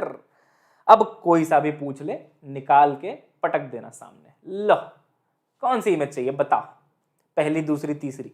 अगली बार नाई की दुकान में बाल कटवाने जाएं तो नाई को बताइएगा कि अंकल ये जो मेरी आपको 5वीं इमेज दिखाई दे रही है ना, ये यहां से 25 मीटर की दूरी पे है। वो बोलेगा बड़े चमत्कारी बच्चे हैं आजकल के, ये डिस्टेंस निकाल के बता दिया, बताओ भला। निकाल सकते हो, कोई बड़ी बात नहीं है, बस ऑब्जेक्ट का डिस्टेंस पता होना चाहिए मिरर से कितना, अप्रोक्सीमेटली इस वाले मिरर से पता कर लो, पीछे वाले से पता कर लो, फिर ये पूरा टेबल बना सकते हो आप, कोई सी भी इमेज बता सकते हो कितने दूरी पे बनेगी, है ना। यस, चलिए आगे बढ़े। अरे आगे बढ़े, हाँ जी। अब है बेटा last topic, number of images का जो इंक्लिनेशन वाले केस में होता है, बस यही बचा है, बाकी हो गया अपना, है ना, बाकी सारा हो गया, एवरीथिंग वी हैव डन, बधाई हो। तो नंबर ऑफ इमेजेस अगर मिरर्स इंक्लाइंड हो एक दूसरे से, बेटा अगर ये मिरर्स एक दूसरे से इंक्लाइंड है ना, देखो वैसे तो इसका एक लॉन्ग ट्रिक भी होता है जो ज्यादा एक्यूरेट होता है, नीट में उसकी जरूरत नहीं पड़ती है, बट ना मैं एक सेशन अभी रिकॉर्ड करने वाला हूं, वो जो था ना डिस्ट्रॉयड इन सेकेंड्स वाला, उसमें मैंने ये ट्रिक थोड़ा और दूसरा वाला भी बताऊंगा। ये ट्रिक आपको जनरली बताया जाता है, जनरल ट्रिक है, इससे काम हो जाता है नीट में। वो ट्रिक क्या है, अगर मिरर्स के बीच का एंगल थीटा है तो आप सबसे पहले 360 बाई थीटा कैलकुलेट करिए। अगर इस 360 बाई थीटा की वैल्यू इवन नंबर आती है, 2 आता है, 4 आता है, 6 आता है, 8 आता है, तो नंबर ऑफ इमेजेस होंगे, बस हो गया बेटा, खत्म कर रहा हूं क्लास, नंबर ऑफ इमेजेस हो जाएंगे 360 बाई थीटा -1। क्लियर, -1 कर देना है। सबसे कॉमन एग्जांपल कौन सा है, अगर वो एंगल 90 डिग्री गिवन हो तो 360 अपॉन 90 करने से कितना बेटा 4 आता है, तो इवन नंबर आया है, ये 4 एक इवन नंबर है। अगर ये एक इवन नंबर आया है तो नंबर ऑफ इमेजेस हो जाएगी 4 - 1 यानी कि 3। राइट बेटा, राइट है ना। इवन वाले केस में ऑब्जेक्ट चाहे बाइसेक्टर पे रखा हो चाहे बाइसेक्टर पे ना रखा हो, सेम आंसर आता है। बाइसेक्टर का मतलब समझते हैं आप, बीच में। तो ऑब्जेक्ट अगर बीच में रखा है, यानी कि यहां से θ/2 है, यहां से भी θ/2 है, तो भी यही आंसर आएगा 360 बाई थीटा -1। और अगर बीच में नहीं रखा है, मान लो यहां से एंगल कुछ और है, यहां से एंगल कुछ और है, तो भी सेम आंसर आएगा। मतलब चाहे सिमेट्रिकली रखा हो चाहे ना रखा हो, सेम आंसर आता है भाई। लेकिन अगर 360 बाई थीटा ऑड आ जाए, अगर 360 बाई थीटा ऑड आ जाए, ऑड नंबर आ गया, तो देखना कि अगर वो बाइसेक्टर पे रखा है, अगर वो बीच पे रखा है, तब तो 360 बाई थीटा -1 करेंगे, तब तो 360 बाई थीटा -1 करेंगे। लेकिन अगर बीच में नहीं रखा है, कहीं और रखा है ना, कोई और एंगल बन रहा है, सिमेट्री नहीं है, तो इसको 360 बाई थीटा ही छोड़ देना है। ठीक है, ये फॉर्मूला आपको याद रखना है बेटा, राइट, ये फॉर्मूला आपको याद रखना है। आज इस पे मैं सीधा पहला सवाल इसी पे करा दूंगा। जैसे ही आज आप क्लास में एंटर करेंगे ना, 7 बजे वाली क्लास में, मैं इसी पे 2-3 प्रीवियस ईयर क्वेश्चंस करा दूंगा कि नंबर ऑफ इमेजेस निकालो। ठीक है, बाकी अगर आप देखेंगे तो यहां से शुरू करके सारे फॉर्मूले ऐड कर दिए मैंने, बीच में इसका एक्सप्लेनेशन भी है हर एक फॉर्मूले का, है ना। तो जिसको सिर्फ फॉर्मूला करना है उसके लिए सिर्फ फॉर्मुलेज भी हैं, देख लो, डायरेक्ट फॉर्मूले भी हैं, और अगर आप चाहें तो एक्सप्लेनेशन भी बगल में देख सकते हैं उसका। ठीक है, तो ये पूरा का पूरा PDF मैं अभी आपको डाल देता हूं वहां पे टेलीग्राम ग्रुप पे। अगर आप टेलीग्राम ग्रुप में नहीं है तो आ जाइए। टेलीग्राम ग्रुप का नाम है feel with Gaurav sir, PHEEL spelling है, या फिर t.me/GG सर फील। ठीक, दोनों में से कुछ भी आप लिखो, टेलीग्राम पे आ जाओ। मेहनत पूरी करनी है, कोई भी कमी नहीं छोड़नी है, और ये नहीं सोचना है कि मेरा सिलेक्शन नहीं होगा। हमेशा अपने आप को बताना है, अगर मैं मेहनत करूंगा तो मेरा सिलेक्शन होगा, क्योंकि मेहनत करने के बाद अगर मेरा नहीं हो रहा है तो किसी का नहीं होगा। हर मेहनत करने वाले इंसान को, जो ऑनेस्टली मेहनत करता है, उसको सफलता मिलती है, आपको भी मिलेगी। बट ये जो ऑनेस्ट वर्ड है ना, ये मत हटा देना वहां से। ऑनेस्टली मेहनत करो, अपने आप को धोखा मत दो, लगे रहो काम पे, रिवाइज करते रहो चीजों को। और आज जो 60 डेज का प्लान मैं आपको दूंगा, मैं आपको फोर्स नहीं कर रहा हूं कि आप उसको फॉलो करिए, लेकिन मैं ये कह रहा हूं कि आपको उसको देखते ही अंदर से एक फीलिंग आ जाएगी कि यार ये मेरे को फॉलो करना चाहिए। और अगर आपको सही लगे, डेफिनेटली फॉलो करना, डेफिनेटली टेलिंग, अच्छे मार्क्स आएंगे, बहुत इंप्रूवमेंट होगा। बहुत जबरदस्त प्लान किया है, it is super duper amazing. शाम से पहले पहले वो अपलोड हो जाना चाहिए। आई बिलीव दैट सारी चीजें वहां पे बता दी जाएंगी बेटा कि टेस्ट कब होने वाला है, किस तरीके से मैंने टेस्ट को प्लान किया है, किस तरीके से ये सीरीज मैंने प्लान करी है नई वाली, ताकि आपका सिलेबस पूरा हो जाए। वैसे आयरनी ये है कि मैंने आपका सिलेबस बहुत बार करवा दिया है, और ऐसा भी नहीं है कि ये चैप्टर छोड़ दिया वो चैप्टर छोड़ दिया। हर एक चैप्टर कराता हूं मैं, पूरी फिजिक्स कराता हूं। पूरी फिजिक्स आपकी एक बार तो गलत है, 3-4 बार हो चुकी है। लेकिन इस सीरीज में क्या यूएसपीज हैं, ये सीरीज में आपको अलग क्या मिलेगा, ये एग्जाम के लास्ट मोमेंट्स में क्यों आपके लिए यूजफुल होने वाला है और क्यों आपको ये ज्वाइन करना चाहिए, ये सब मैं उस 5 मिनट 7 मिनट के सेशन में इंक्लूड करके वीडियो अपलोड करवा दूंगा। आप उसको देखो, आपको सारा इंफॉर्मेशन मिलेगा, और मैं कहता हूं फॉलो करो और सिलेक्शन लो, मचा दो बेटा फिजिक्स में। कहीं भटकने की जरूरत नहीं है, जुड़ जाओ एक जगह, खत्म करो। कॉन्फिडेंस हमेशा हाई रखना, और याद रखना ये जर्नी सिर्फ तुम्हारी नहीं है, ये जर्नी तुम्हारे पेरेंट्स की भी है, ये जर्नी तुम्हारे टीचर्स की भी है। हमें एग्जाम नहीं देना, एग्जाम आप देते हैं, लेकिन फिर भी हम ये मान के चलते हैं कि ये जर्नी हमारी भी है। हम इस जर्नी में आपके साथ चल रहे हैं। हो सकता है आप हमारा हाथ पकड़ के चल रहे हो सकता है मेडिकल कॉलेज तक आप हमारा हाथ पकड़ के जाने वाले हो। तो ये जर्नी सिर्फ तुम्हारी नहीं है। अगर आप पढ़ाई नहीं कर रहे हैं ना, तो सिर्फ अपने आप को धोखा नहीं दे रहे, अपने पेरेंट्स को भी दे रहे हैं, अपने टीचर्स को भी दे रहे हैं, और ये बहुत गलत बात है। ये बिल्कुल मत करना बेटा। सिर्फ अपने लिए सिलेक्शन नहीं कराना है तुम्हें, बहुत लोग हैं जिनके लिए तुमको सिलेक्शन करना है अपना। डॉक्टर बन के दिखाना है आपको, और ये समाज भी तुमसे ये एक्सपेक्ट कर रहा है। इंडिया चाहता है कि अच्छे डॉक्टर्स बन के निकलें। आप उनके साथ भी धोखा कर रहे हैं अगर आप पढ़ाई नहीं कर रहे। तो इस समय पे जो आप सबसे खराब काम कर सकते हैं अपनी लाइफ का, सबसे बेकार काम, वो है पढ़ाई नहीं करना। और अगर आप पढ़ाई कर लोगे, अगर आप ऑनेस्टली पढ़ाई कर लोगे, तो ये आपकी लाइफ का सबसे अच्छा काम होगा। ये आप बाद में देखेंगे, जब आप डॉक्टर बन के निकलेंगे ना, आपको फील आएगी कि यार मैंने कितना अच्छा काम किया कि सही समय पर पढ़ाई करी। जब नीट का एग्जाम था, मैंने पढ़ाई करी, 2 महीने झोंक दिया अपने आप को और सिलेक्शन करवा के दिखाया अपना। ये बहुत जरूरी है बेटा। आपको आज रियलाइज नहीं होगा, बट मैं आपको रियलाइज करवाने की कोशिश कर रहा हूं कि दिस इज द टाइम जिसके बारे में आपको सोचना है। ये वो टाइम है जो आपका फ्यूचर अच्छा करके देगा। तो लग जाओ बिल्कुल काम पे। तुम्हारे ही रिक्वेस्ट पे सीरीज लॉन्च का भी मैं आपको सारा इंफॉर्मेशन दे रहा हूं। अब हमारी तरफ से कोई कमी नहीं है, कमी तुम्हारे तरफ से भी नहीं होनी चाहिए। मिलके हम और आप आपका सिलेक्शन करवाएंगे। पढ़ाई करते रहिए, सेशंस देखते रहिए, मोटिवेशन हाई रखिए। पूरा स्केड्यूल आज आपको देते हैं, ठीक है? तो अभी के लिए bye bye, see you soon in the next class. जोश एकदम हाई। इस सेशन के बाद एक आईने के सामने जाके खड़े हो जाना, अपनी आंखों में आंखें डाल के खुद को बताना कि भाई तेरा सिलेक्शन होगा। ये बहुत बड़ा कॉन्फिडेंस देता है अपने आप के अंदर। आंखें मिलाना अपने आप से ज्यादा जरूरी है, इससे पहले आप किसी और से आंखें मिलाना सीखो। खुद से आंखें मिलाओ और खुद को बताओ होगा सिलेक्शन, करूंगा, मेहनत करके दिखाऊंगा, और कर जाओगे आप, गुजर जाओगे इस चीज से। तो मिलते हैं बच्चों नेक्स्ट क्लास में। जोश बिल्कुल हाई रखिए, टेलीग्राम ग्रुप को ज्वाइन कर लीजिए। इस सेशन का पीडीएफ अभी तुरंत अपलोड कर दूंगा, ठीक है? चलो bye bye, have a nice day. Full जोश के साथ पढ़ाई करते रहिए। बाय।